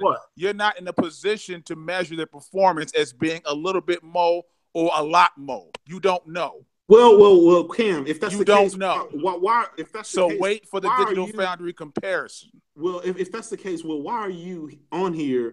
And why are you on here? Saying, no, listen. Why are you on here? No, what I'm saying, the reason I'm on here is because I'm saying the choice is simple. You can either choose the least capable one or the most capable one. The least capable one is the Xbox One, sir. The least capable one is the Xbox One. Maybe you like the controller on that one. But it's very clear the least one is the Xbox between the two boxes. It's not something you get to debate anymore. The debate is over. We're not debating. Okay, we're not debating anything like that. This generation has been over because over. Kratos, let me just tell you what I heard for a year, and this is from your boy Tony especially. Okay. About Tony P. Go ahead. No, Tony, the dude from Coalition. Yeah, okay, that's what I'm talking about. Tony Polanco. Yeah, that's what Tony P. Yeah, Tony P. Yeah, I heard for a year that none of these developers were going to be doing any. He called them any kind of updates, but basically what we call enhanced games now. Yeah. There weren't going to be any special versions of any Xbox Scorpio games because Sony had the install advantage. And no developer is going to spend time and money making a special version of a Scorpio game for a console with no install base. He's right. Now we sitting on 120 Yeah, I'm about to say enhanced games, all from different studios who have spent time and money. They both have making special versions of a game for a console you say is dead on arrival. Cam, you're not listening to yourself. Yeah, you're not listening to yourself. Wait, listen. The X is doing the exact same thing that the Pro has already done. But that's the thing. It does a little bit more. That's the thing. They said for a year that the developers would do work on the Pro because that's got the install advantage. They're not going to do it on the X because it doesn't have the install advantage. Okay, the Pro came out with 40 enhanced games. They both have enhanced games. All it takes. No. Well, the Pro came out with 40. Because of the power. Wait, let me finish.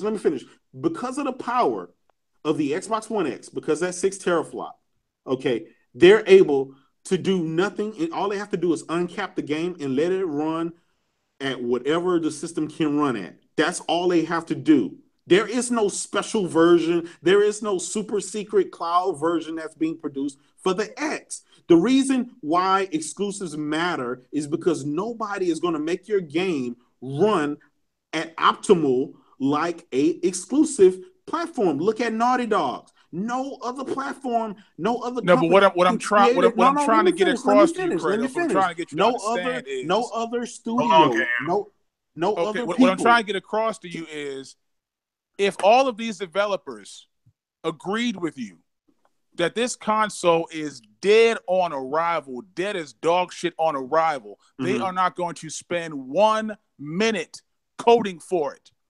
I don't care how simple. They're not coding. They're not coding. It doesn't matter how. Let me just finish. Let me just finish. It doesn't matter how simple the enhancement is. It doesn't matter. You have to put a man in a chair and pay his ass a salary, benefits, and sick leave to code even one enhancement. So no one's going to do that unless they have some confidence they're going to get some return on investment. Okay, well, first things first, you said Tony P. So I strongly suggest you take your argument up with him. I have, but it wasn't just him. But I'm saying it was a whole group. It was a whole. Okay, and what they said made a lot of sense at the time, Cam, because no developer had come out and declared any support. That's just started happening. Now, you said 10 games they verified. Digital Foundry verified that, all right, there's over 100 games verified to be enhanced, which means greater than 1080p, maybe not 2160p. How many games does Xbox have on market? Forget about backwards compatibility. How many games do they have on market right now? You talking about enhanced games? You talking about just for no, this is games, period. How many games do they just flat have in their ecosystem? Do they have more than 200, more than 1,000, more than 75? They've got more than 1,000 games, okay? So, and I've asked you specifically, you name me 5 or 7 games that I gave you. You told me Tomb Raider. I gave you one, and I'll give you another one, Ark. Okay, Ark, the developer, has said this game is going to run a little bit better on the Xbox. So that's 3 games that have been verified by the developer. Forget about Digital Foundry. Forget about Tony P. Forget about Kratos and Craig Harris. We're talking about the developers. What developer besides the 3 games that I just gave you have come out and said, I'll even throw in you said Assassin's Creed, even though the developer said they're both dynamic. Right. So all right, that's the developer who said that. So you name me 4 more games that are going to run significantly better on the Xbox X provided by the developer, not by what you want. Because what you're doing is you're putting what you want. This is like I'm not putting what I want. What I'm trying to tell you is, okay, your argument's already been blown up because developers have jumped behind the machine. I never made that argument. Which wasn't supposed to happen. You mean Tony P's argument? So it's already been blown up. No, Tony P's argument, not mine. I said matter of fact, I was on Multiplayer Podcast, and I said when the developers come out and they say that their games are going to run better, I would be the first one to do a podcast on it. If you went back into my history, well, I'm not. But see, you're jumping before I am, because I'm waiting for the actual comparisons. I'm not doing it based on what the developer said. So I'm waiting for the comparisons to come in. I said the developers have come out and said that Project Cars 2, that's the developer who said that. I don't need Digital Foundry when the developer is telling me. I'll wait for the comparisons all the same. I'll wait for the comparisons. Well, that's fine, but the developer has already confirmed it. Now, I want you to tell me, where is your Xbox X enhanced 4K build for Destiny? Because Bungie said, "Fuck you, you're not getting it." Where's not Assassin's Creed? They haven't told you what the bill's going to be for Destiny on Xbox. So you have an article that's right. You're not getting it, or else they would have been gladly told you. So in other words, you don't have any confirmation one way or the other from the developer. And you don't have any confirmation another way. Okay. But how we should wait for the developer. Okay. Where's your Mass Effect? You just jumped the gun and ignore the developer. Okay. Where's Mass Effect at? Where's your Mass Effect build at? Because that studio shut down. Thanks. So where's your Mass You Effect? said these games are going to run a little better. He's just telling you the facts. He's just telling you. Yeah. Where's your Mass Effect? He's not telling me the developer is not choosing to make a game. He's telling me the developer can't make a game because the studio got shut down. That's okay. If Xbox X was so great, was so washing my ass good, they would have made a bill for you. But guess what? You're not getting one. So get the fuck out of here with your bullshit. How about you this week? Are you getting upset? What's going on now? You seem to get a little I testy. got upset because my cat pooped. You getting a little upset? Don't get your high blood pressure. No, where's your Mass Effect with your fat ass? Now you need to calm down. Yeah, where's your Mass Effect build at? Don't get the cursing and jumping around and screaming and all that type of stuff. Don't talk to me in any way on this little. Where's your Mass Effect build at? That you wouldn't talk to me man to man, face to face, nose to nose. Don't play yourself. Where's your Mass Effect build at? Where's your Mass Effect build at? Stop it. Where's your Mass Effect build at? This is what I think, Cam. Cam, where's your Mass Effect build at? Cam, this is what I think. I think.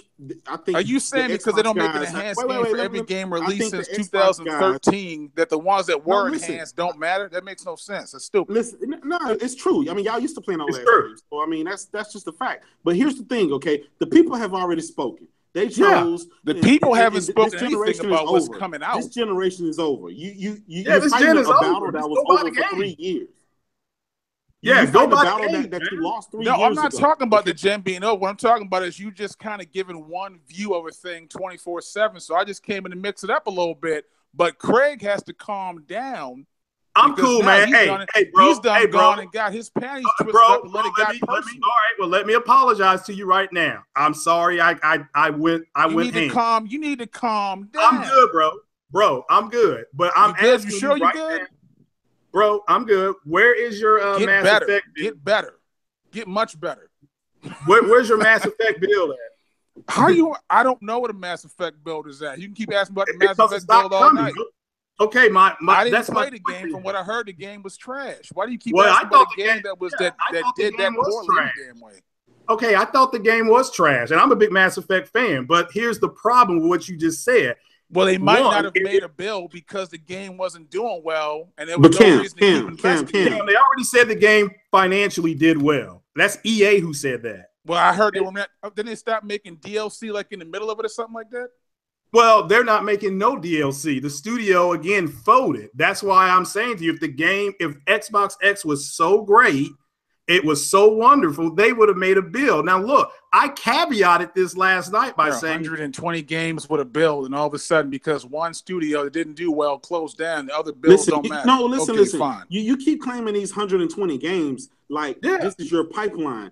All they did was took the same 120 games that you had previously that we done played since 2013. No, because that's the 120 game includes unreleased they just unlocked games. it. All they did was unlock the game where they were capped. And just like Halo, they're going to uncap it and just let it run at the max that the thing can run. Whatever that is, that's where it is. They're not sitting there in the studio spending hours and days making you a custom special edition just because your system is 6 teraflops. So you've looked through. Let me ask you this, Kratos. You've looked through all 100. I know you haven't because there's games that haven't been released. And you're saying they're all old games. You've looked through the list of 120 and confirmed that all of the enhancements are only resolution bumps. You've done that. I know. What I know is E3 came.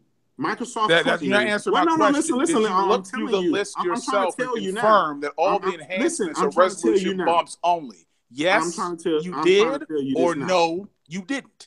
I'm trying to tell you now.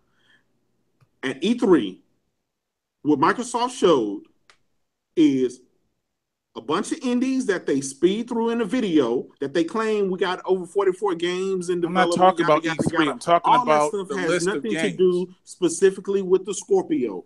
None of it has anything to do with the Scorpio.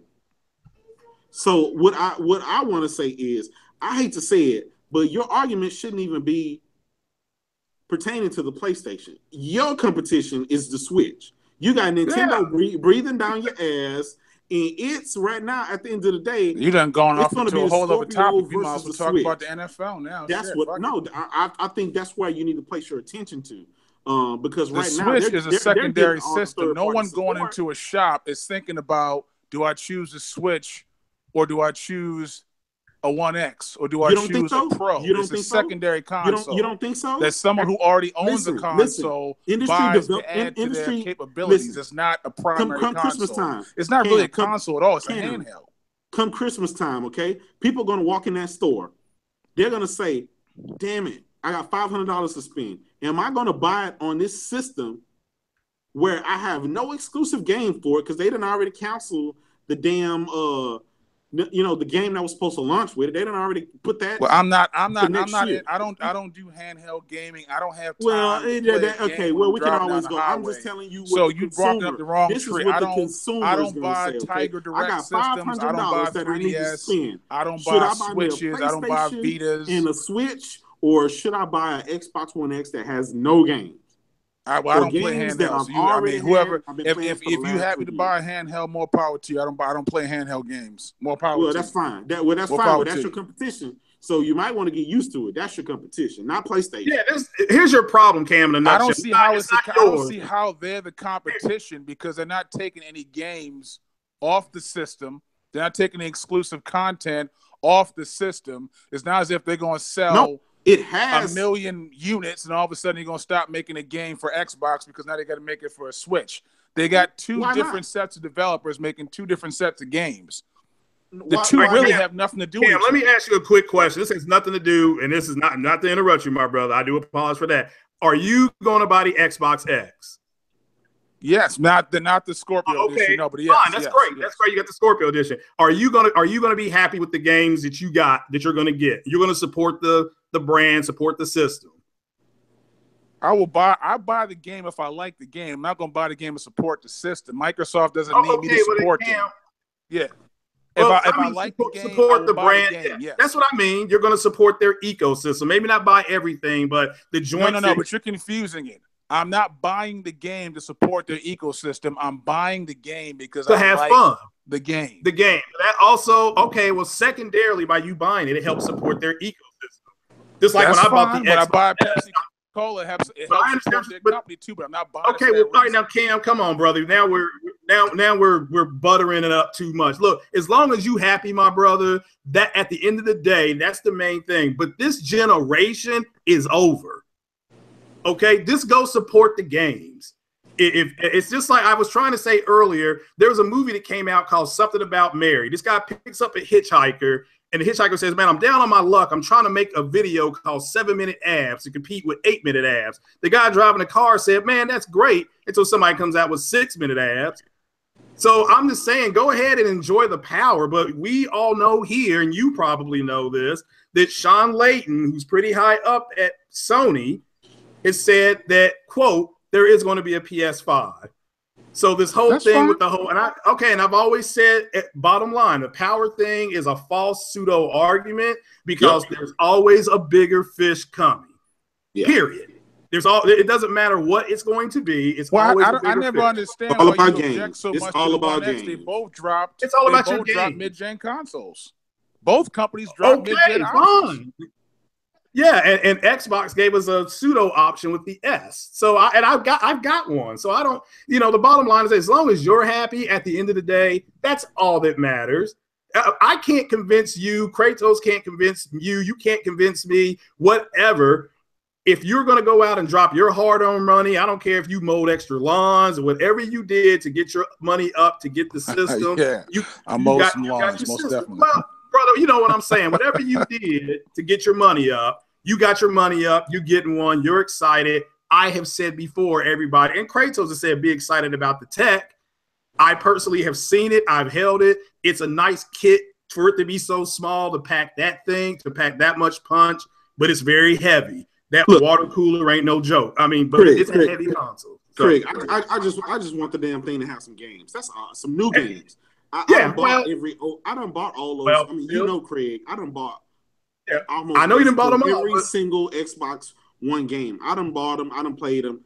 I'm done with them shit. Yeah, Phil, but Phil Spencer. I want something new, and now I have to wait to next year for the State of Decay 2 and Sea of Thieves, and that's pretty much it that I have looking forward to, and everything else is a multi-plat. So, I mean, there's no incentive. You don't get credit for something that's coming to every platform anyway.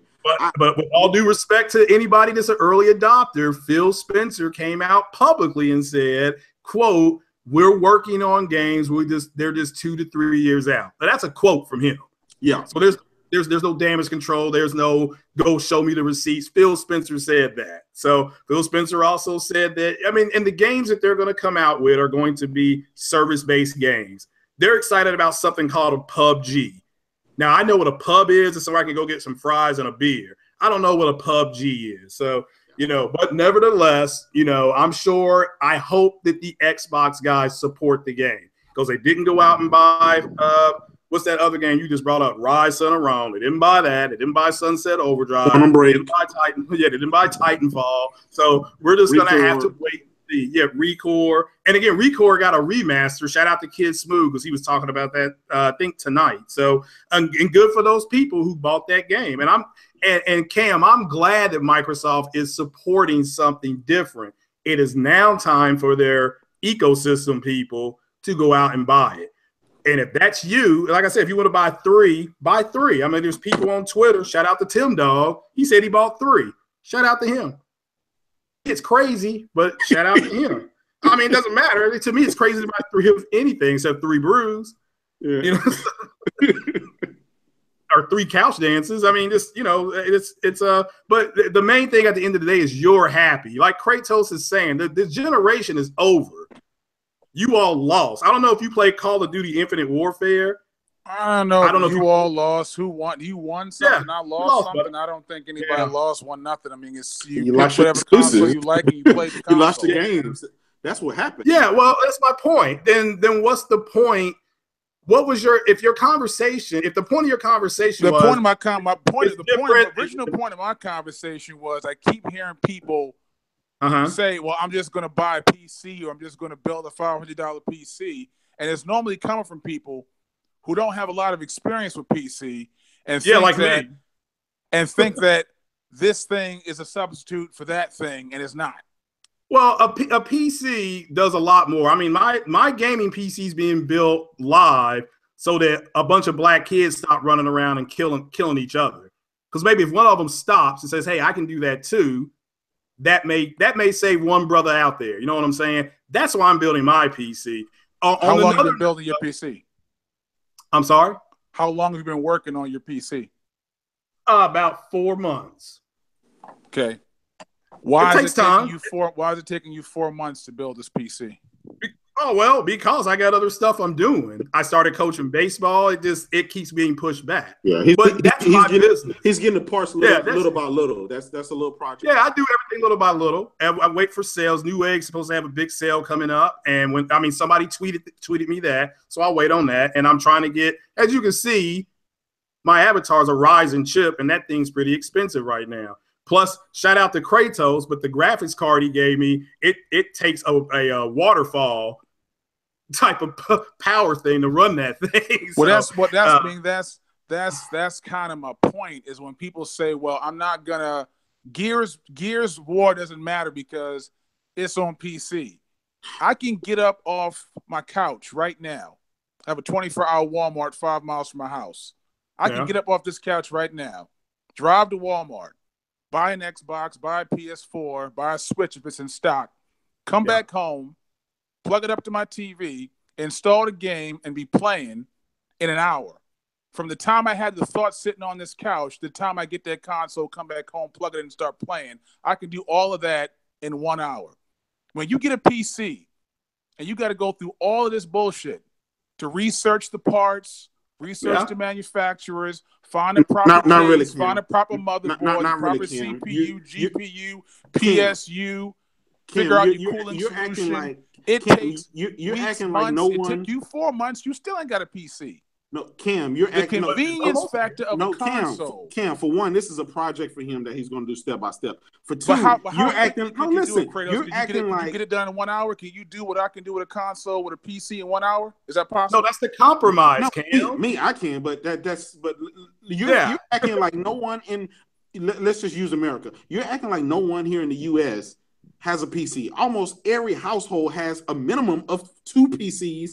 But first of all, you better check your stats. Very few people have desktop computers anymore. Everyone's switched over to laptops. For one, listen. Okay, so I game on 2 different PCs. One is a desktop PC, and the other one is my gaming laptop. That's so put that to rest. But you can't throw a full-size graphics card in your laptop. You had to build it. You had to have it built special with a mobile chip. Correct? No. Listen. Okay. I have a laptop that I bought. As soon as I take it out the box, plug it up, download my Steam, I'm good to go, okay? a PC rig that I built specifically for developing VR games. Bam, got it together. You're acting like right now there's not millions and millions of people out there with PCs, no matter how powerful they are. Not everybody has to have a Titan or an AMD Pro Duo or a 1080 Ti. You can just have just a generic computer and be able to run a bulk of the games that are out there. Think about it. You got the most of the consumers play stuff like Sims and Minecraft and stuff like that. Not everybody has to have a 1080 Ti. That's what you're saying someone's got half the PC at home already. Listen, and they want to add something to it. What I'm talking about is a person, a consumer with money in their pocket, gets up off the couch, has nothing, has a TV in the living room. But those are not the bulk of that's not the bulk of the people, Cam. That's not a bulk of the people. The bulk of the people, it is. Okay? Most people don't have desktops. Listen, that is the bulk of the people. No, the bulk of the people have a desktop. They do have a PC inside of their home. I don't know anybody who still uses a desktop. Oh my God. Yeah, and Cam, you do know that you can go to. I can't go now, but you can. I can at 10 o'clock in the morning go to Best Buy and buy a gaming rig. You can go to Walmart. This is you can go to Walmart and buy a Switch or so. I mean, my point to you is this, and I apologize again for earlier. This for everybody and it's sub to me because I normally don't go ham like that. But if you're going to be happy with it, it doesn't matter what anybody else says because there's people here in the chat that are saying they're getting the Xbox. They don't care what I said. Or Kratos said, because they made it because they're grown, like you said, grown ass man makes up his own mind. Now, I have said before, it's going to do a little bit more. And every time a developer comes out and says it's going to do something extravagantly better, I am the first one to come out and say it. I did it with Project, like I said, I did it with Project Cars 2. I was going to do it with F1, but F1 is going to be pretty much the same build because of the RPM stuff that PlayStation can do. Again, this has all been, if you want to wait the side-by-side comparisons, that's fine. That's your choice. I just go by the developer. It's like I don't know. It's like Steven Spielberg saying that I'm going to direct a movie. I'm going to start filming on July 18th. That's fine for me. If you want to wait for the actor to confirm that, that's fine. And if you want to go with Digital Foundry, that's fine. I don't need Digital Foundry. Okay? I know you don't need them any. I know you don't need them anymore. You can't stand their ass now. No, but, me. How many developers have to come out and say that stuff like that? Yeah, stuff like that just pisses me off. Okay, what do you mean I don't need them? You said you don't need them. No, what? But what do you mean? You say, yeah, I know you don't need them because now you're pissed off. Why am I pissed off at them? Now I saw a lot of salt in a lot of comment sections. A lot of people saying. Even you have to remember, even when Richard Ledbetter just went out to go test the benchmark. Okay, for me, did you see a lot of salt from me? No, I haven't seen a lot of salt from you. Okay, good. No. Let's leave it there then, sir. Let's leave it there. Okay. Now, there's some people, I'm sure some people did, but here's the funny thing about Digital Foundry. You see, now they're cool. Before they were getting thrown under the bus. So some people. They were being thrown. See, that's the thing. Okay, wait a minute. Maybe not you. Let me finish. Maybe not you. Let me caveat that. We're literally saying they're paid off. They're bought off. Those people are idiots. They're hypocrites. Most of those people that were saying that have Xboxes. Most. The only time I've criticized Digital Foundry is for testing games. Maybe not you, sir. Is for testing games before the damn game is already out. They like to grab trailers and test the trailer. Okay, and I said, I always thought that was goofy because the game might not be out for a year. Did I not caveat it and say? I understand what I'm saying. What I'm trying to tell you is a lot of people's beef with Digital Foundry was them grabbing trailers, E3 trailers, teaser trailers. They grab whatever they can find and test it instead of waiting for the finished code to come out. No, and a lot of people have bitched about that. Well, where was their righteous indignation? Let me ask you this: your opinion. Where was their righteous indignation of Digital Foundry when they tested? I don't know, the i5 versus the i7. They did a test on that too. They tested the new AMD Vega. I think they did. Yeah. Versus the 1070. 1080. Where was their righteous indignation in? Because they were doing the exact same thing. They got the part, they put it in their computer, they showed you it in the computer, and they ran simulation. Well, they ran games, not even simulations. Where was their righteous, and maybe not yours, I'm caveating this. I'm asking you your opinion. Where was their righteous indignation? No, I mean, if people switched up and they were banging on them before for one thing, and you're not banging on them now for the same thing, then obviously that's they're hypocrites. No, I've always maintained my only beef with them is they are too quick to grab any footage they can find. Like even now, they're testing Anthem. Anthem, according to them, is checkerboard 4K. Anthem is not going to be out for a damn year. The developers don't know what the final resolution of that game is going to be, but they can't wait for some official gameplay footage to drop, and so they just take whatever they can get and they test it. And they always do that, but that's fine. You got to live with it. But I've always thought that was crazy because the game's not coming out for a year. Now, okay, with the Anthem footage, they clearly said, at least the one video I saw, they clearly said this is a pre-alpha build. We have to wait on the final build. They said that several times. But that's what I'm saying. You don't test stuff that's pre-alpha. It's kind of silly to even test alpha. So testing pre-alpha. Okay, I agree. Okay, so if I agree with that, the Tomb Raider footage that we just saw was pre-alpha from Digital Foundry that they got from the PlayStation X. That's pre-alpha because that final build won't be done for about another. They said about another 6 weeks. No, the Pro version is done. Maybe the X was pre-alpha. Pro version. Yeah, that's what I meant. The X. So digital. So you think the Digital Foundry even showing that picture was premature? I didn't know the X. I didn't realize the X was pre-alpha. Yeah. Well, they said it was. Okay. I mean, I didn't realize it was stuff's not ready yet. Yeah, I mean, the finals will be out for two years, so I mean, it is what it is. I mean, of course it's going to be. Because it's so old, I wouldn't have thought it was pre-alpha. Is what I'm saying. Well, the stuff that we saw with them putting in that textures, that's not done yet. I mean, it still looks good considering that it is. But my point, I mean, okay, I'm just looking for some consistency. That's all. No. I've always been consistent with that. I don't get the test in the pre-alpha, the trailers. I don't understand what you learn from that. I don't get what you learn from that. Well, you just get a general sense on what to possibly expect. That's it. I mean, you don't take it to the bank. You don't take it to the bank. It's just like there was a chance Saturday night that McGregor could win that fight. But you probably wasn't. Well, you know what I mean. There was a chance. I mean, there's always a chance. Mayweather was 97% because you can't get 100 out in Vegas. So there's always a chance. But but that's just it. They're just giving you a general sense, just like when they test cars. A friend of mine, he's an engineer for Toyota. He builds cars. What that car does in the test phase versus what it does on the road phase, two different things. They're just giving you a general sense on where it very well could end up if everything layers up correctly. So it may come out looking better than that. But you know what I think it hurts. You know what I think it hurts gaming, Craig. I think that a lot of developers aren't willing to do demos, a real beta a year before the game drops because your game is going to be tested for resolution, frame rate, all information is going to get out there. It's going to damage the momentum of the game before it even gets released. And so that's why we rarely get demos anymore because Digital Foundry is going to shoot you in the head.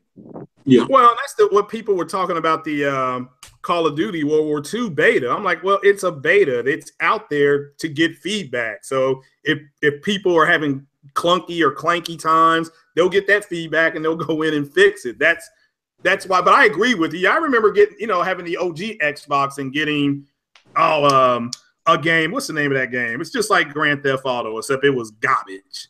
Saints Row? It looked better. Saints Row? Yeah, Saints Row. I remember that came out in a demo disc. like Cam saying, it was a demo disc, and it was like a 4-hour demo.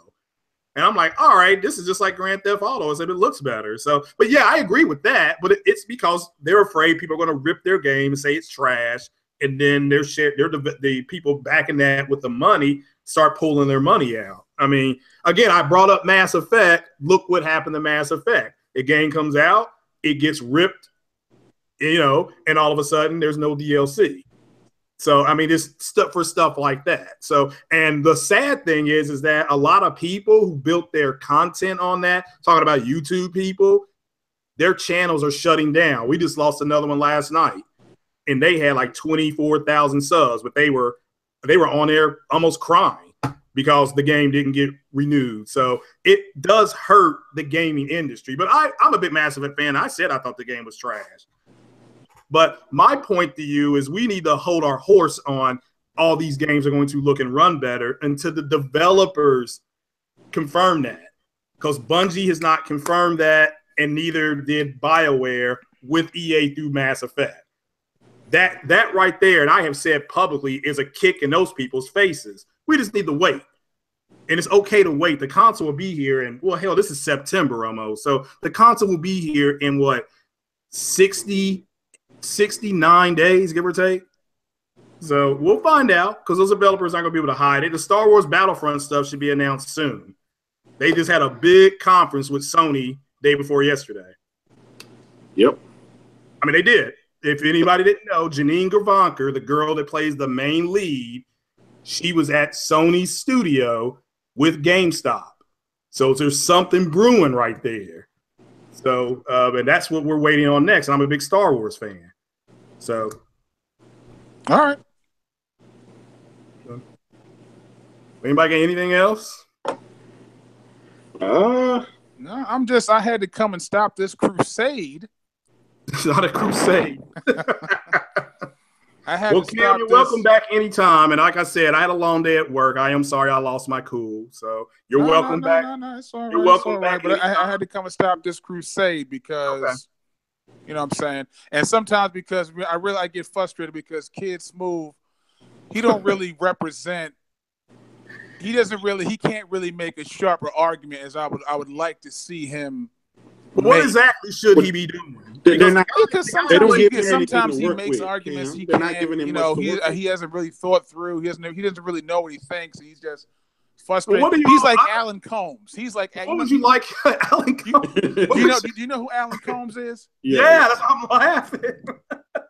All right, well, where's because you bring on Alan Combs and you put him against Sean Hannity, and you know Sean Hannity just gonna go upside his head about 4 or 5 times. Okay, and I feel like y'all be rolling Kid Smooth out like Alan Combs. But what do y'all want him to do? I'm just asking. To take these beatings. What do you want him to do? Huh? The guy plays games. He streams his gameplay. What else is there? I mean, he needs to.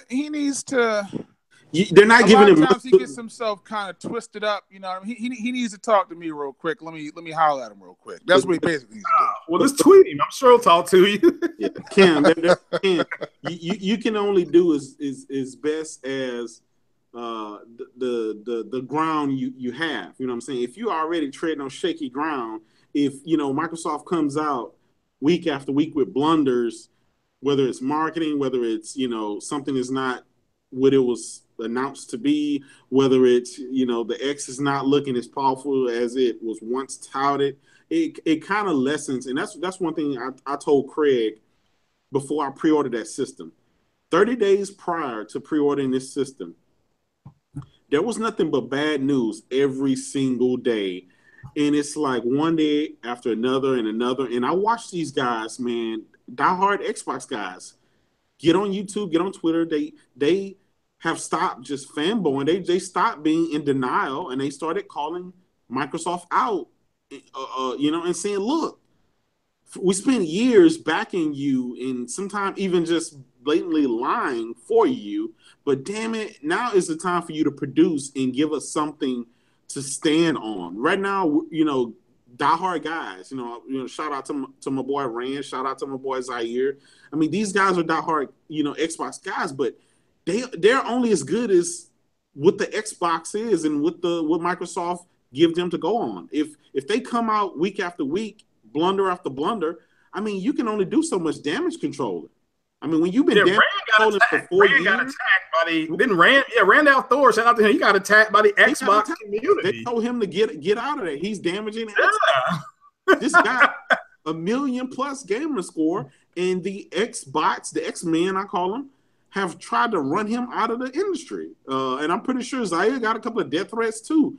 Here's the thing about it, man. It's like, what's wrong with asking Microsoft, hey, stop with the services stuff, or stop, investing in services and invest in the games and give us games. We're tired of seeing week after week these PlayStation guys streaming or touting all these games coming to their platform, and yet the only thing we have to play is Dead Rising 4, Halo Wars 2, and launch games. It's embarrassing. And me as a Xbox owner, and as a person who, like I told you, I pre-ordered a day one edition of Scorpio. It's the compelling, I take myself out of the equation because I was going to get it, for one way or the other, I was going to get it regardless. But for just the diehard guy, it's hard to sell them on a fucking Xbox One X. It is. It's not. It is. It's not. It is. I got an Xbox, and at least I have a little bit. At least I have a little bit better running version of this. It is not a night and day, and you know that, Cam. The difference between you're missing the loading times. You're missing all the other features in the thing. I mean, it's what not feature? just what feature besides a spec sheet? What I see side by side, which Microsoft should have did. They should have said, they haven't made the argument saying, hey, look, here's your PlayStation 4 Pro, here's your Xbox One X. These are the same games running on the system. This game here runs, as you can see, dramatically better. That's what they used to do back in the Sega Genesis and Super Nintendo days. They don't do that now. They haven't done that. They have not showed us the reason. Forget about the Pro. Show it on the Xbox S versus the Xbox X. Your first you got to sell to, the first people you got to move is the Xbox S owner into the new console, because listen, I understand. Listen, I understand for the numbers, 4K versus 1080p. I understand those numbers, but when you show it to me on a TV screen, when you show it to me on a TV screen, that is the difference. That's what I'm going to look at, and I hate to say it, but Microsoft hasn't did that yet. They haven't showed you anything that says, wow, this is why I got to upgrade because of this. This looks amazing. They didn't. They had whole E3 to do that. Well, they're not going to convert everybody over, Kratos. Now they're going to take the entire population and get everybody to flip over. Listen, I'm not asking them to do it. I'm just asking them to do that with me, to do that with you, to do that with Craig. I mean, why is it so hard for them to sell this system? At least one thing I can say about Sony.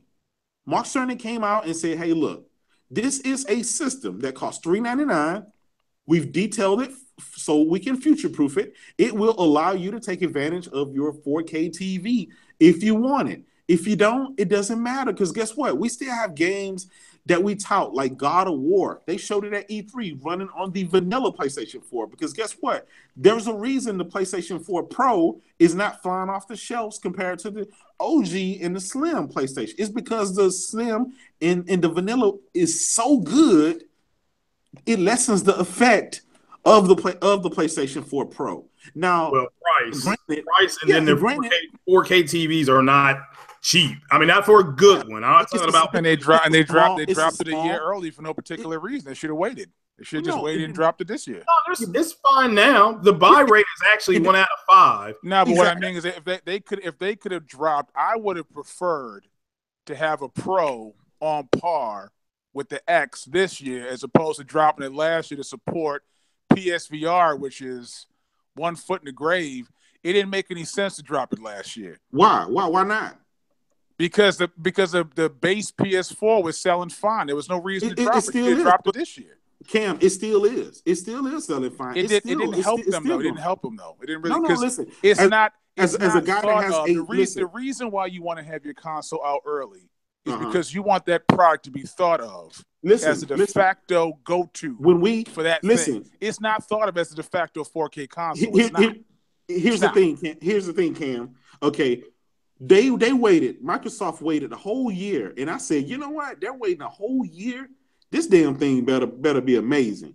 And when Digital Foundry came out and said this shit has the same Jaguar and the same shitty You know, CPU and GP. They didn't say it had the same Jaguar. That's not what they said. They did. It is. I don't care what they said. It's custom. Microsoft. So you don't care what they said. That's right. You don't care what they said. You're going to substitute your words in for because it is. It's a Jaguar. You can't deny that. It is what it is. Okay, it's the same CPU that's in your You're not original buying a OG CPU. Xbox. You're buying a console. It's a collection of No. parts, not just one part that you want to focus on. You're the spec There's guy. a whole You're bunch the of power other guy. parts. You're the power guy now. I'm telling you back to the power. The CPU in there is the exact same one. And what about the GPU? What about the RAM? No, listen. All of that is fine and dandy. But what I'm saying is, I was for a year was being told by a lot of these Xbox out there that we were going to have Ryzen and Vega, and so I said, look, if this system comes out with Ryzen and Vega, this system is going to be expensive. It's going to be a badass system.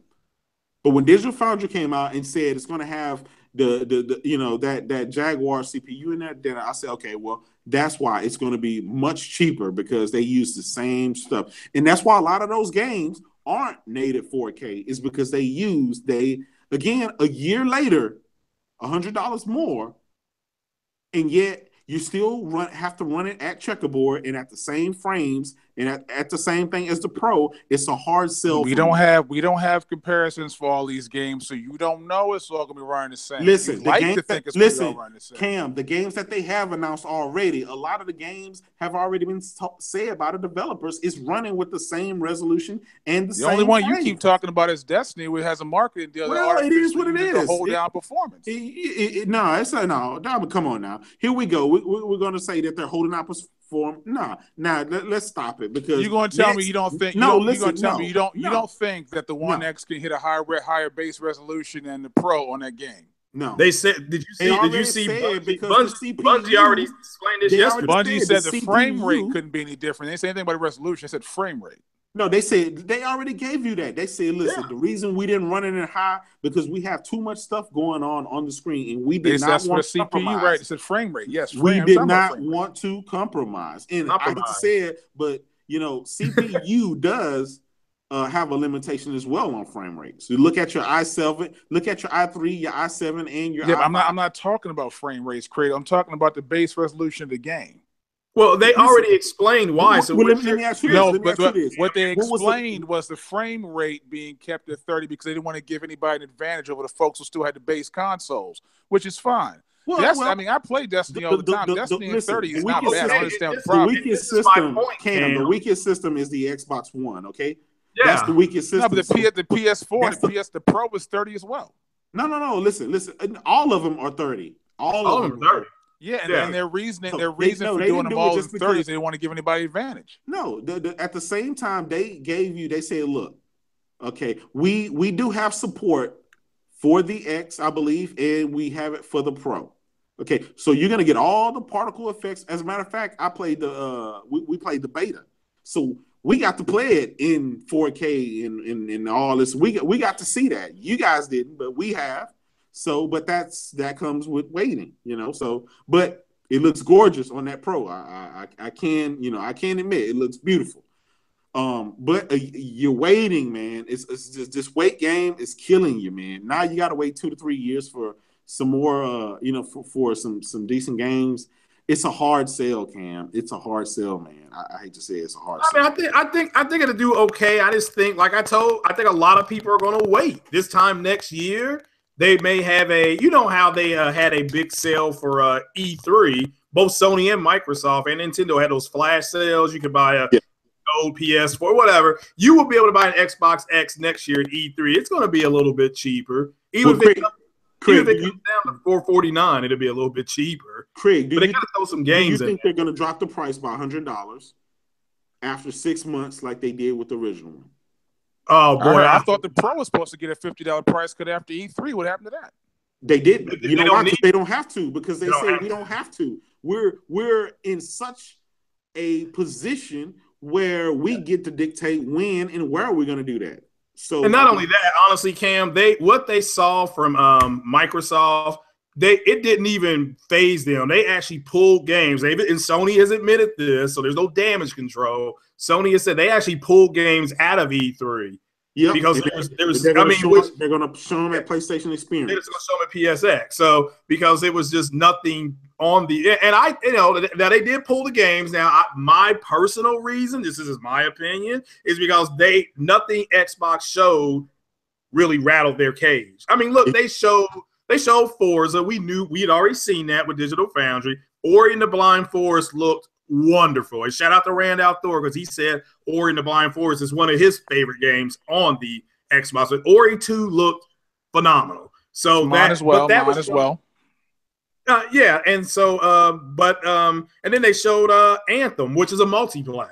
That's just the truth. It's a multi-plat. So they pull, and Sony did pull games out. So but you're right. They're now, if they had been rattled, they would have dropped the price of the Pro.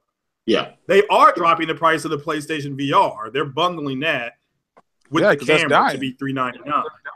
Dying. They sold over 1.2 million units. It's not dying. Yeah. As a matter of fact, Microsoft was supposed to come out with their VR, and come to find out they didn't do that. So they made a lot of promises that they didn't.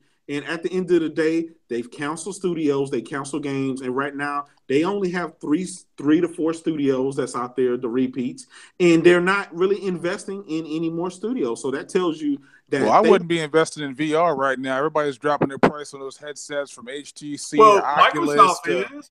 Microsoft's making a Halo VR game. 343 confirmed that this afternoon. Yeah, but they're letting secondary folks make the hardware for them, because it's not a smart business to be. Well, then they're investing in it. Okay, they're investing. They're investing less. They're investing $5. You invested $500. You can treat I have PSVR, and I'm glad Sony's invested in it, and they came out at E3 and showed a shitload of PSVR games. And I'm glad they're the market. I'm glad that they're the market leaders in that, and they are running the industry. They are leading, and they are the winners. And the people. I mean, Riggs was supposed to be the system selling game for that thing. That thing sold so bad, the Riggs studio got shut down. I mean, the people have spoken, sir. The people have spoken. Yeah, you got to get. People have spoken. They have not adopted. They have not adopted PSVR. It's not. Sir, a $500 peripheral that sold over 1 million in the first year. I beg to differ. Wasn't it supposed to sell over 2 million in that time? Prior to it come out, they even pulled the price. They even pulled their projections back some. Yeah, that was prior. Yeah, they know what they're doing. Even coming out. Yeah, they're about. I mean, they're about to drop PSVR too. Even Nintendo's talking about PSVR. Well, I tell you what, even if they drop PSVR, I'm glad they had the balls enough to invest in technology and games, and not have one foot in the door and one foot out of the door like Microsoft with their games, sir. Yeah, I mean, you got to get over it. What I'm saying is, did you know they're about to drop a PSVR 2? Did you know that? No, I've not seen that. I haven't seen anything from Sony. I haven't seen anything from Sony saying that, sir. They have said that we're about to improve the hardware. No, okay. I haven't seen any. If you would, please post the article or whatever in the comment or wherever. We definitely want to take a look at that. But at the end of the day, I think most guys that have the PSVR, they love it. They're playing it. I can't wait for the Bravo team, some more games. Again, I have the Oculus Rift and I have the PSVR. And you just can't get a better gaming experience out of it. Again, I was kind of hoping that Microsoft would get into this market. They did say that they were going to have support for PSVR. I mean, not PSVR, but the Oculus and the Vive on the system, and other third-party VR platforms. And yet, come E3, they backed everything. Again, Microsoft. They don't know what they want to do. They're tripping over themselves. They don't know if they want to be in gaming or being services, which, obviously they want to be in services. They have you got your Game Pass, that's $10. You got your EA Access, that's $10. You got, all these services to get you to spend $60 a month without having actual new games. That's why they're focused on backwards compatibility and all these old things. But I've already played those things. I want the new experiences and the new graphics.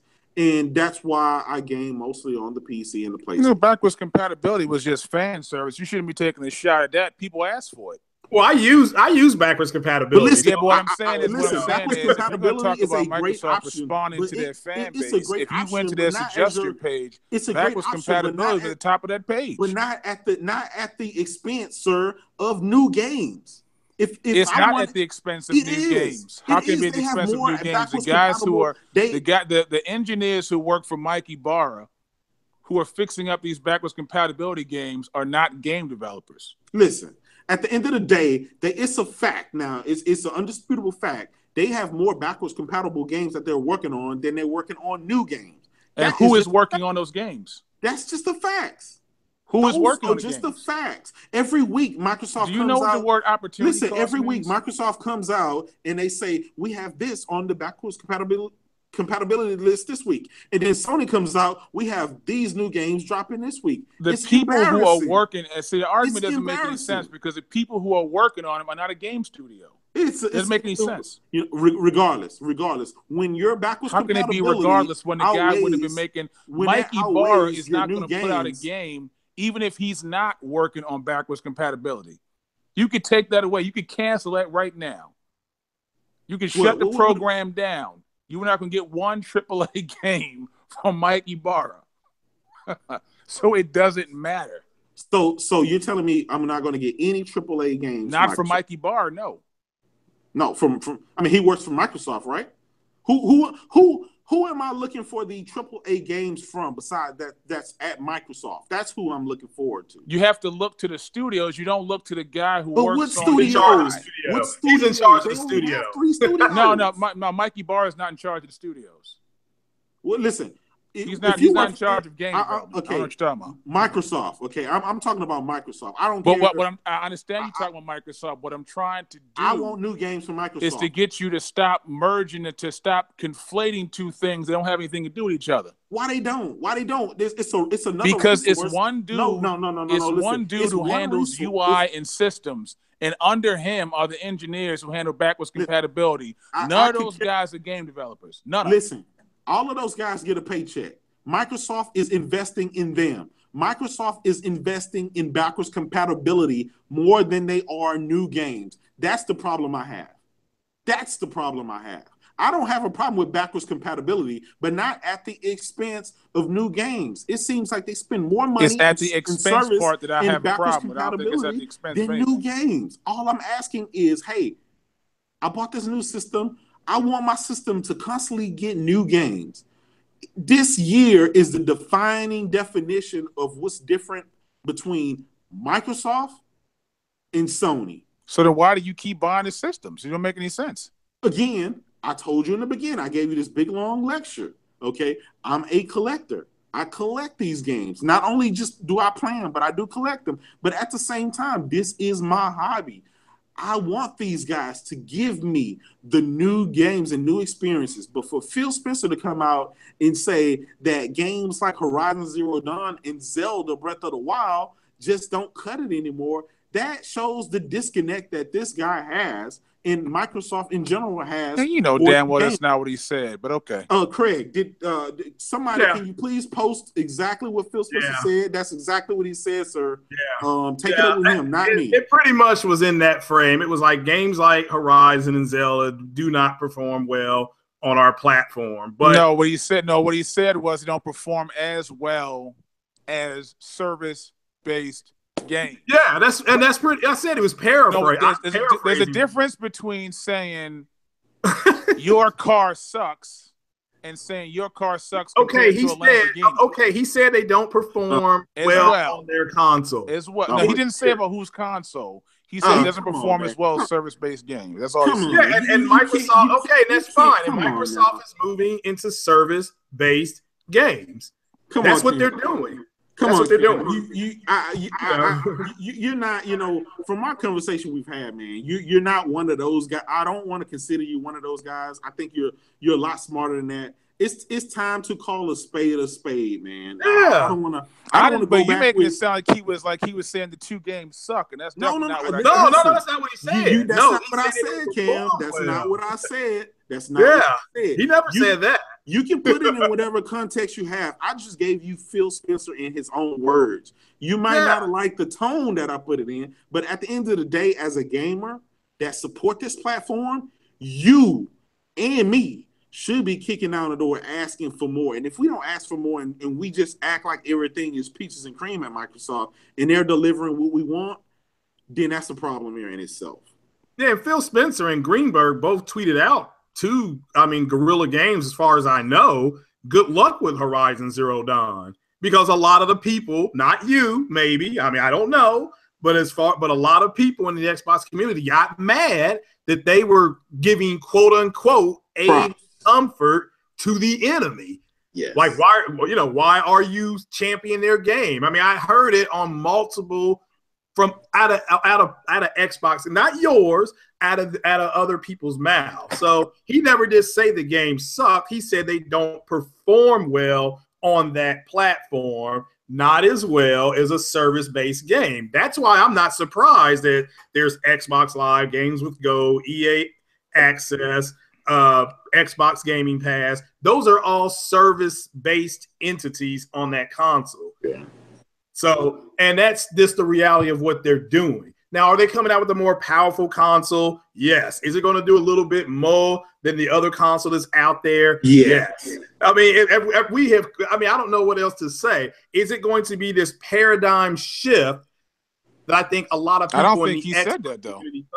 I'm just saying what in the Xbox community, there was this overall sense of this is going to be a paradigm shift. I was on the multiplayer. Well, if you're going to listen to Phil Spencer sometime, you should listen to Phil Spencer all the time. And what I have listened. Wait. What he said was even Phil Spencer is going to sell more, and this is a high-end option. I know that. Yeah. Walks back his own words. So you're telling me to listen he never to him. He never said it was going to be the top walks seller. back. Phil Spencer will walk out today, say something, and then Twitter and the internet go crazy over it, and then he's backtracking the next day. That is the problem with Microsoft leadership right now. How is that backtracking? Because he does it all the time. He does it all the time. Him telling you that the S is going to sell more than the X is backtracking?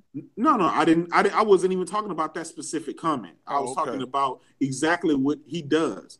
He comes out, he says something, the internet backlash comes, and then he backtracks and says this and says that. The problem is the messaging is wrong at Microsoft. Okay, they need to find a strong messaging. They need to stick to it. They need to tell people where they stand when it comes to console gaming. I don't think there's any backtracking. He came out with the Play Anywhere. There was a huge backlash against that. Well, let me ask you this. Let me ask you this. What do you want from Microsoft? Is there any, or are they delivering any and everything that you want? What do you want from Microsoft? I want to see some more. Are they giving everything that you want as a gamer? Are they delivering what you want? What do you want from Microsoft? I want to see some more studios. That's not going to happen. But Cam, I already said that's what I've been arguing for the last 30 minutes. I said I'm buying this system. All I want is more games. And guess what? These games have to come from their studios. You know why I want exclusive games? Is because there is going to be no other studio out there, no third party, that will take advantage of these 6 teraflop beasts like their own studio. This is why Sony has Santa Monica. This is why they have Japan Studio. This is why they have the Naughty Dog and Guerrilla Games, because you can only get those quality and those ultra realistic, groundbreaking, breathtaking experiences from a studio that is of theirs, and they know how to push the limit. No other game will go out and push the limit of the PlayStation or the Xbox like their own studio. That's why I've been asking for that. And now you're telling me we are basically on the same page. Yeah, and Gears and Forza and all their first-party games, they're going to squeeze more out of the orange. And I don't know if you heard of a YouTube guy, and because it's almost one, but I'm going to close it with this. A YouTuber I think a lot of people like and respect. He called himself Worry Wart. Shout out to him. He was on Randall Thor's podcast, The Man with the $1 million Xbox score. Think that's more than a lot of people with an Xbox have. Worry Wart said something very basic. He said, Rand, I'm going to quote Worry Wart. He said, Rand, do you really think a third-party game for Microsoft is going to look better than a first-party game for Sony? And Rand even had to say, no, it's probably not. And so far is, I think Forza is arguing, I've said this to him, arguably the best looking driving game I've ever seen. But it still doesn't look as good as Uncharted, but I wouldn't expect it to. But those are both first party studios. Does the Tomb Raider build as nice as it look as good as the new Lost Legacy build?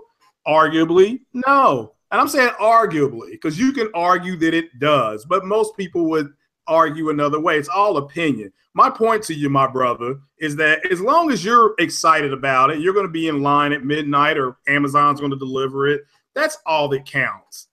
That's all that counts, because the console thing is over. I mean, you can go back and forth. I mean, how long are you all going to sit out there and say this is the most powerful console? For about another 22 months until they announce a PlayStation 5, then that goes out the window. Then what you got? The people who have talked the most about the Scorpio during the entire year were PlayStation channels and PlayStation YouTubers, from what I can tell. Nah.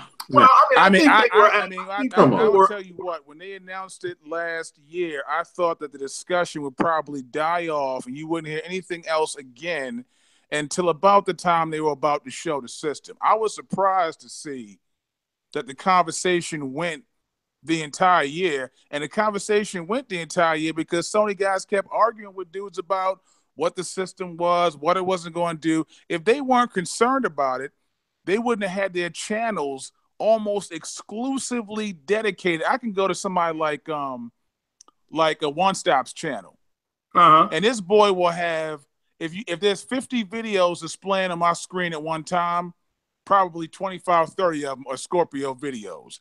I can go to Dark Wolf's channel. Because he's the face of Xbox. Oh, what's his name? He's the face of Xbox, of course. All his videos are Scorpio videos. So it's like they kept talking about it and they kept the conversation going much longer than I thought was possible.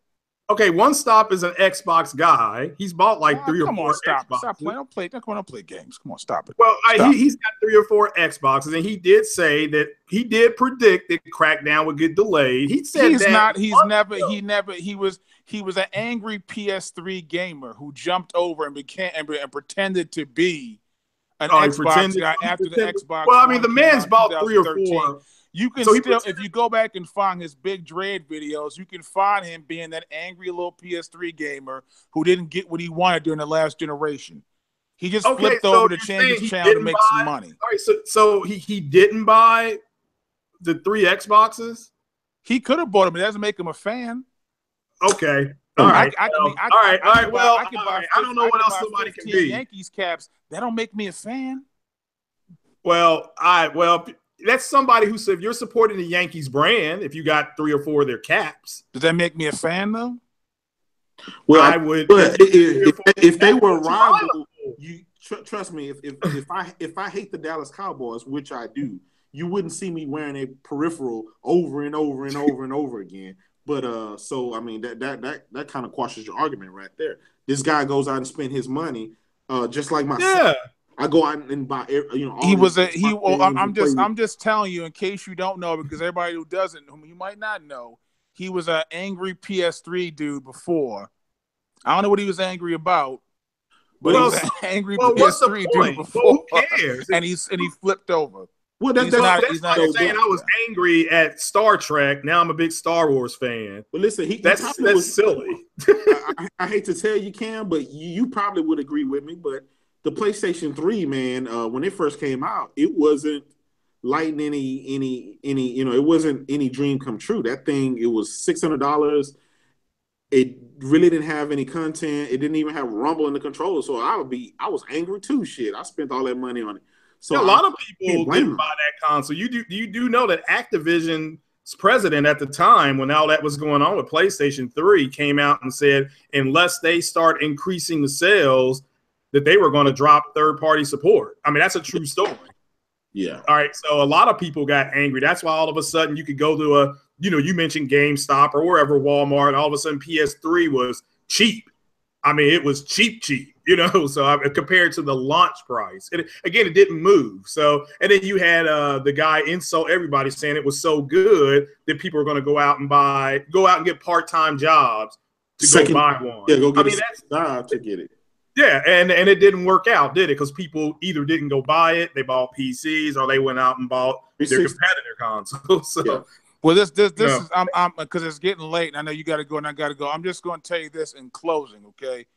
You are going to move more Xbox guys over to PlayStation by just talking about what you enjoy about PlayStation, talking about the games. All the exclusives I hear people talking about. I see no PSVR streaming of videos.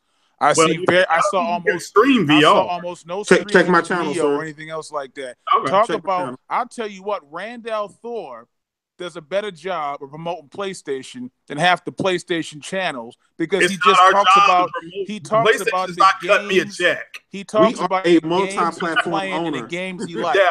We are multi-platform. You're a multi-platform owner, sir.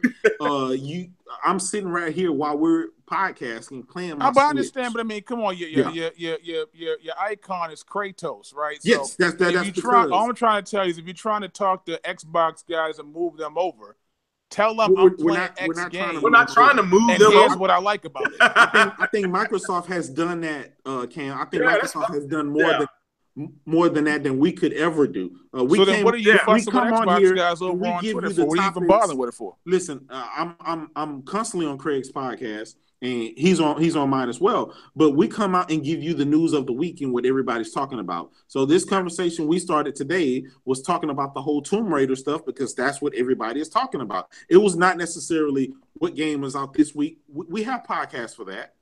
Yeah. We have times for that. But right now, this conversation that Craig started the podcast with was this whole Tomb Raider debacle on how the guys, as usual, the Xbox guys jump out on a ledge, claim something, and then they turn around and get egg in the face. And then so we just kind of talk about that. That's generally what happens. So that's look, you can't even be fair to these dudes because you said they jumped out on the ledge. You had a decision about which game ran best.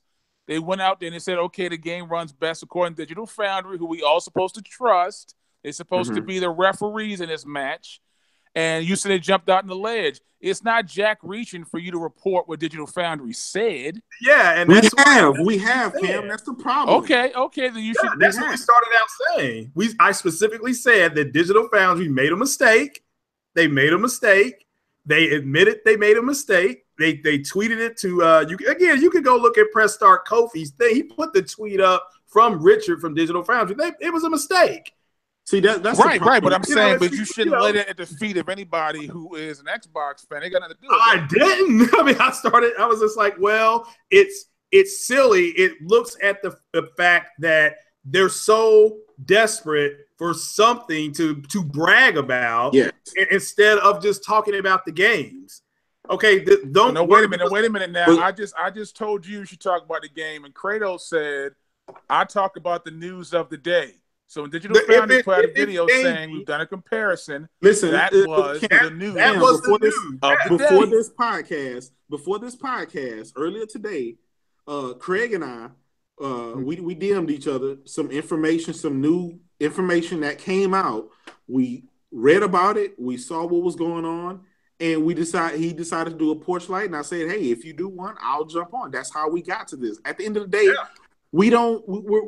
the end of the day, it doesn't matter because we own all the consoles anyway. Okay, I got the Switch, I got the PC, I got the PlayStation, I got the Xbox, and I got the new one coming out, the day one. Okay, but I want, and I'm pretty sure you and most, even Rand and my boy, shout out to my boy Tim Dog, all of them, we want something to talk about that's positive from the Xbox side of things. This is the thing. At the end of the day, if you're a gamer, you only care about games. And if you don't have any games, what else is there to talk about besides, 4K textures? Yeah, stuff that nobody, before this generation, nobody really cared about what frame this was running and what resolution. Now it seems like, since the PlayStation kind of got a head start and started kind of winning for the last 4 years, now it's hard for some guys, and I'm just going to be honest. The Xbox guys, they're so quick. They want something to erase the last 4 years. So they think this Xbox One X is going to be a clean slate and it's going to wipe the last 4 years away. That's not going to happen. You took your L's. You took 4 years of L's. Now it's time for you to start getting some W's. but it's going to take you 4 years to get even. You're not going to get even just because you win, let's say, one NPD, or you might sell 1 million games, or this console has sold more on Amazon in pre-order. It's going to take more than that. Take your L like a man, deal with it, and I don't think they're worried about that. I think all they were worried about was not having to worry about resolution gate every time they put a damn game in their system. And as far as I can see, they shouldn't have worried about it anyway. As far as I can see, resolution gate was ended the moment the thing was announced. And if you go back and actually listen to the reason Microsoft said they were introducing the system, they said one of the main reasons was they wanted to end that narrative, and the narrative is done. They didn't because guess what?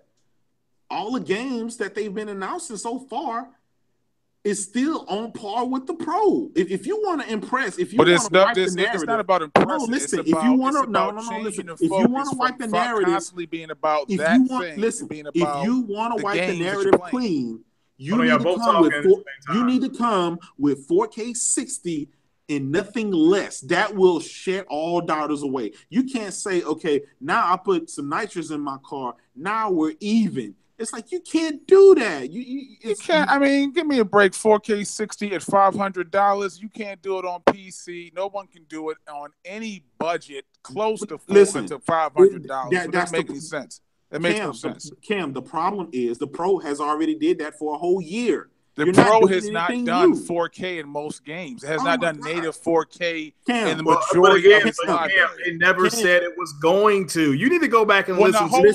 No, Cam. You want to dismiss. No, Cam. Kratos is saying it has done it. You're saying it hasn't done it, but it's okay because they never promised to do it. No, those are two different things. No. You want to dismiss, and you Xbox guys have did this for a whole year. You've dismissed every single native 4K game, every single native 4K 60 game, every single checkerboarded to 4K game. You've dismissed everything about it. I'm not dismissing it. No. Listen, I'm hyped for Mantis Racing in 4K 60. When I saw Mantis Racing in 4K 60, I was hyped as hell. No, now that your Xbox One system is coming out and it's doing the same checkerboarding, the same frames, and the same resolution on a lot of games, now you don't get any W's for that.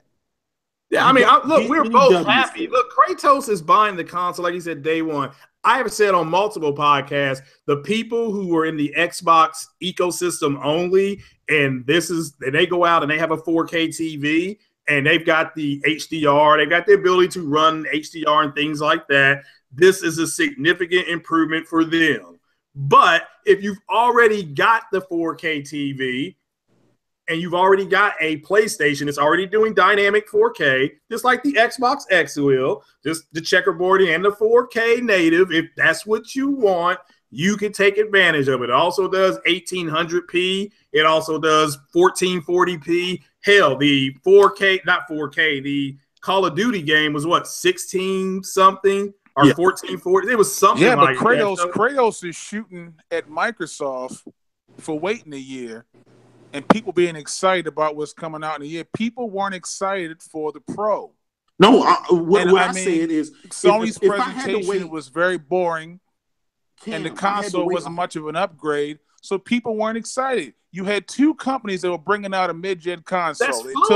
They took two different approaches. One of them said, I'm going to bring out a small upgrade right now. Other one said, I'm going to do a big upgrade, but I'm going to do it later. That's fine. I mean, what I'm saying is that's good for the industry because you got to see the two separate approaches. So when we have mid-gen consoles next generation, they'll have and I just said before, it was a good idea to go ahead, and people should be excited about it. Hopefully, and people were more excited. So when it happens, I'll guarantee you this. Maybe I would have been. I guarantee you this. Maybe I would have been more excited. When the next generation starts and we have mid-gen consoles, Sony will wait to drop their mid-gen console. They don't have to wait. They're going to. They're not going to rush it out. They're gonna wait. Look, they're going to do their PS5, and then we'll just wait and see what's and they'll in do a PS5 upgrade in 3 or 4 years, but they won't do well, it in we'll like have to wait 2 years. see. They won't rush it. Okay, They'll wait. We'll have to wait and see, Cam. There's been no announcement of a PS5 upgrade. There has been an announcement of a PS5 in the works. So let's wait and see what Sony. Well, the only reason they wouldn't do a PS5 Pro is if this Pro failed, and you and Kratos say it's a raving success. So it's reasonable for me to expect a PS5 Well, Pro. that's fine, but that's up to you. Like I said, I will wait until Sony comes out with their PS5 before I start hoping for a PS5 Pro. They haven't even submitted a white paper. No, listen. Honestly, to tell you the truth, if this Xbox One X doesn't do what it needs to do, that's a wrap for the Xbox. There is no more Pro. There's no more. I mean, Xbox 2s. There's no more Xbox 3s. There's no more, and that's just a fact. Okay, they've already closed down the bulk of their studios. They have very little investment, so they could technically close up next year and would not miss a beat. Okay, they don't have. No, they've already announced the next millions console. of studios across the world. Well, they always they're always going to submit stuff like that. The bottom line is that you have Microsoft executives, Ybarra and Aaron Greenberg, online, whether it be Instagram, their Facebook pages, or their Twitter feeds, begging for crossplay, begging. And that should tell you something. Fact. They're closing studios. First of all, the Rocket League dev was asking for crossplay. Well, but now we've already had. Listen, PlayStation and PC has already been cross-playing. Yeah, they're doing cross-play with that already. No one was begging for. See, this is what Craig gets. You said, listen to what Craig just said. He just said he has to wait for Sony to announce the PS5. Then someone comes out and says, "No, there's not going to be an Xbox." PS5. He don't have to wait for that announcement. He said PS5 Pro. They already have announced PS5. Okay, he has to wait for the PS5 has already Pro. Announced the PlayStation but my point 5. still stands. He doesn't have to wait for Microsoft to announce it's not going to be a next generation system. He can make that decision for all of us right now. But as far as the PS5 Pro goes, that announcement he's got to wait for. So some statements he makes, he has to wait for announcements from developers, and publishers, and platforms, and other statements. He says whatever the fuck he thinks. Listen, Cam, I'm the one that said if this Xbox One X don't sell, that's a wrap. There's no more Xbox coming out. Yeah, I didn't say that. I said that, and he jumped in. He jumped in with both feet.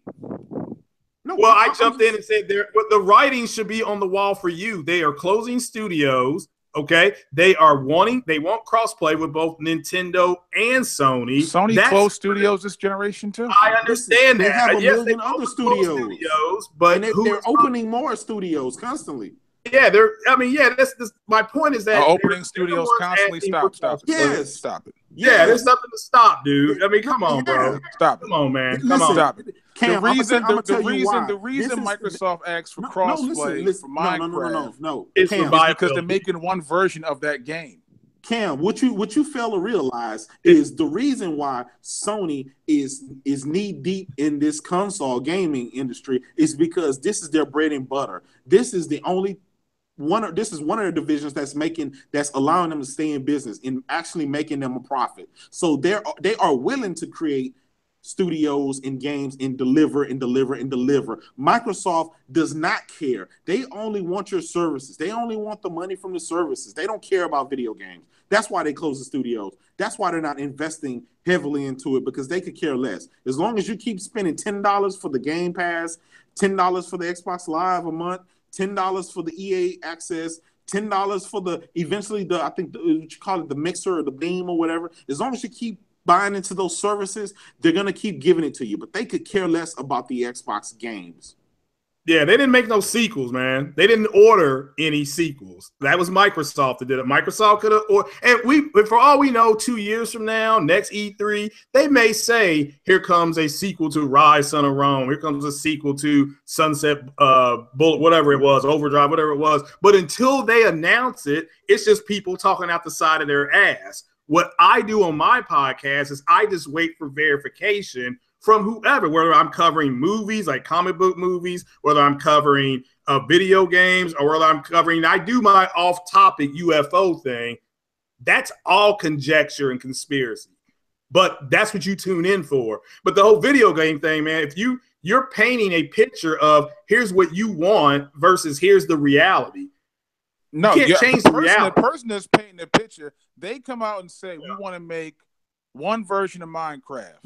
One version. Okay. You take what they just said. I want to make one version of Minecraft. I want to update one version of Minecraft. And you turn that around to Microsoft is begging the Switch and Sony for crossplay. Because that's what they're doing. Which is you taking what they said and turning it into something else. No, they are.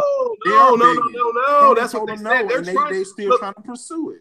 Yeah, they're still trying to. They just came out, I think, Wednesday. Listen, it's fine if Sony doesn't want to do the crossplay. The only problem is going to be is that their version of Minecraft is not going to be updated. Doesn't matter. I mean, if that's fine for them, and that's fine for the people who play that game on their system, that's fine across the board. That was the reason why Switch said that was the reason why Nintendo said that's Microsoft's that's a Microsoft first party because IP. Nintendo wants their users to have the updated version of the game. So and that's fine for the Nintendo guy. Microsoft won't do that. I'm gonna tell you why. Because Microsoft has access to 64 million Minecraft potential Minecraft buyers on the PlayStation platform, so they're not going to do that. They want crossplay because they want access to those 60-something million people that they don't. I mean, the people have already bought the game; they already have their money. What are you saying? Get access? Get access for what? No, access to content, access to everything else. Doesn't make any sense. You already bought my game. They already have their money. Cam, let me tell you this right now. Cam, what they want to do, what they really want to do, this is called a little bighorn. This is what it's called in business, okay? It's called little bighorn. They want to use this game to shoe in, because the game they really are getting inundated with, get emails, they get complaints, is MLB The Show. They have a bunch of little kids running around in the United States who want to play MLB The Show that don't have access to it on their platform, to the point where that studio had to come out with a press statement telling the Xbox people to stop asking for the damn game. That's a fact. So they would use it to backdoor and say, well, you did it for this game. Can you do it for this other game? Oh, you did it for this game. Can you do it for this game? Because Microsoft's goal, their final goal, is to be able to walk out on stage and say, and I said this earlier before you came on, Phil Spencer wants to walk out on stage and say, oh, you know what? You don't need a Switch to play Mario. We got it over here on the Xbox. You want to play MLB The Show? You don't need a PlayStation. We got it over here. It's Craig. That's a fact. Craig. Yeah, I'm a logical man. Okay. Are you trying to tell me that by us joining these Minecraft communities together, somehow that's going to give me the right to publish a completely separate and exclusive game that has nothing to do with this conversation? No. I'm saying that they would use that to backdoor into other. How are you going to backdoor it? They don't own the game. They can't get the game without having some sort of a transaction take place. There is no backdoor. Are you talking about Minecraft? Are you talking about Minecraft? I'm talking about MLB The Show. Okay, because ultimately they would say, "Oh, Sony, you were so nice to do it with Minecraft. Let's talk about MLB The Show." Yeah, they're gonna make Craig that argument. I'm sorry, I understand. I'm sorry, but that's the reality of the situation. Wouldn't trust that argument. Makes no sense. I wouldn't trust. Look, at the end of the day, argument literally makes no sense. Listen, at the end of the day, Sony and everybody else, Sony and Microsoft. That argument makes no sense. The reason they said they wanted cross-play was to update one version of the game, and that's all that's happened. I mean, what you're saying makes no sense. Minecraft. Okay, you're talking about Minecraft. I'm talking about Minecraft. I'm talking about Rocket League, because those devs have the same thing. They want to have one version of the game, update one version of the game. It's easier to make and maintain one version than 7 versions. That's true. Those developers are correct. And I'm telling you this. Sony does. And I'm telling you, I think they thought it was funny that Rocket League was, I think that was called Rocket League or Rocket Cars, was allegedly, according to the Xbox community, a dog shit game. No, well, what I'm trying to get, Craig, answer me this. The Rocket League devs were the first ones to put Sony on blast for this crossplay. They were the first ones to start. They were the first ones to start complaining about it. What are the Rocket League devs trying to backdoor by asking for crossplay? It wouldn't. I'm not talking about the Rocket League devs. If the Rocket League, they've already. It's Microsoft. It's Microsoft. They're the ones that's asking. They're trying to work out a deal with Sony for this. Last generation, Sony asked Microsoft to do it because they were losing and they needed help, and Microsoft said no. So now this generation. They're trying to work out a deal for Minecraft because they don't want to have to cut off a whole base of customers on a particular platform. Okay, that's what. Okay, yes, you were right about that. But also, you're looking at that big sandwich and not about the potato chips, my brother. You're right about Minecraft because of the developers, and you're right about Rocket League. What you don't understand is that they will come out publicly and say something to the effect of, well, Sony, you did it with that game. How about you think about doing it with this game? That's how it will start. You can only have crossplay, Craig, with a multi-platform game. You understand that, right? Correct. But if they put an app on Sony's system, they could get access to it through an emulator. Yeah, they've already. Listen, they do not want to give Sony does not. They don't want to give Microsoft. Sony does not want to give Microsoft those access to those 60 million user engagement numbers. They don't have to. Sony doesn't have to do anything they don't want to do as long as they're fine with staying with a version of the game that's not updated along with the other versions. If they're okay with that, as far as I'm concerned, the conversation's over. Yeah, it's over. And it's over. Sony spoke. So it's over. They spoke. As long as you don't want to hear anybody from Sony saying, well, my Minecraft version hasn't been updated, yada, yada. I'm upset. Shut the fuck up. Well, we'll have to wait and see if that happens. But what we can't wait to see is that the PORCHLyTE has come on, and it's time for us to go. So, Cam, you want to go ahead and shout yourself out, or you want to get on up out of here? I don't know what time zone you're in. I'm off tomorrow, so I'm good. Kratos is in the middle of a flood, so he's still alive down there. Well, let me just shout out Kratos for surviving that natural disaster down there and sending all my best prayers and wishes to his family. Hope you're doing all right, and you all get back to normal as soon as you possibly can. That'll be my shout out for the night. Thanks, bro. I really appreciate that. All right, Kratos. Yeah, we holding it down here in H-Town, guys. Thanks for all your prayers and your wishes. It's your boy J-Dub, a.k.a. Kratos, the god of PlayStation, a.k.a. the god of all things gaming. Thanks, Craig, for another awesome show, another great invite. Again, when I have time, man, I'm always down to do one with you. And you'll be back on my podcast soon. Thanks again for everybody that's rocking out in the comment section. Make sure you hit that like, subscribe button. Hit that bell as well so you'll know when Craig is podcasting and staying up to date with all the latest news. Thank you again, and I'm out. All right, which leads it to me, and I appreciate everybody coming on. Cam, thanks for coming. Appreciate your conversation, sir. And just keep it gaming. Just go by and support your brands. And for everybody, like I said, just go buy your games. I mean, the console war is over. It's done. It's Alabama versus, FAMU as far as I'm concerned, this generation. So, but it's games, guys. Yes, I got a little bit agitated. I apologize. I'm sure they'll flag my channel for this one, so whatever they do call it now.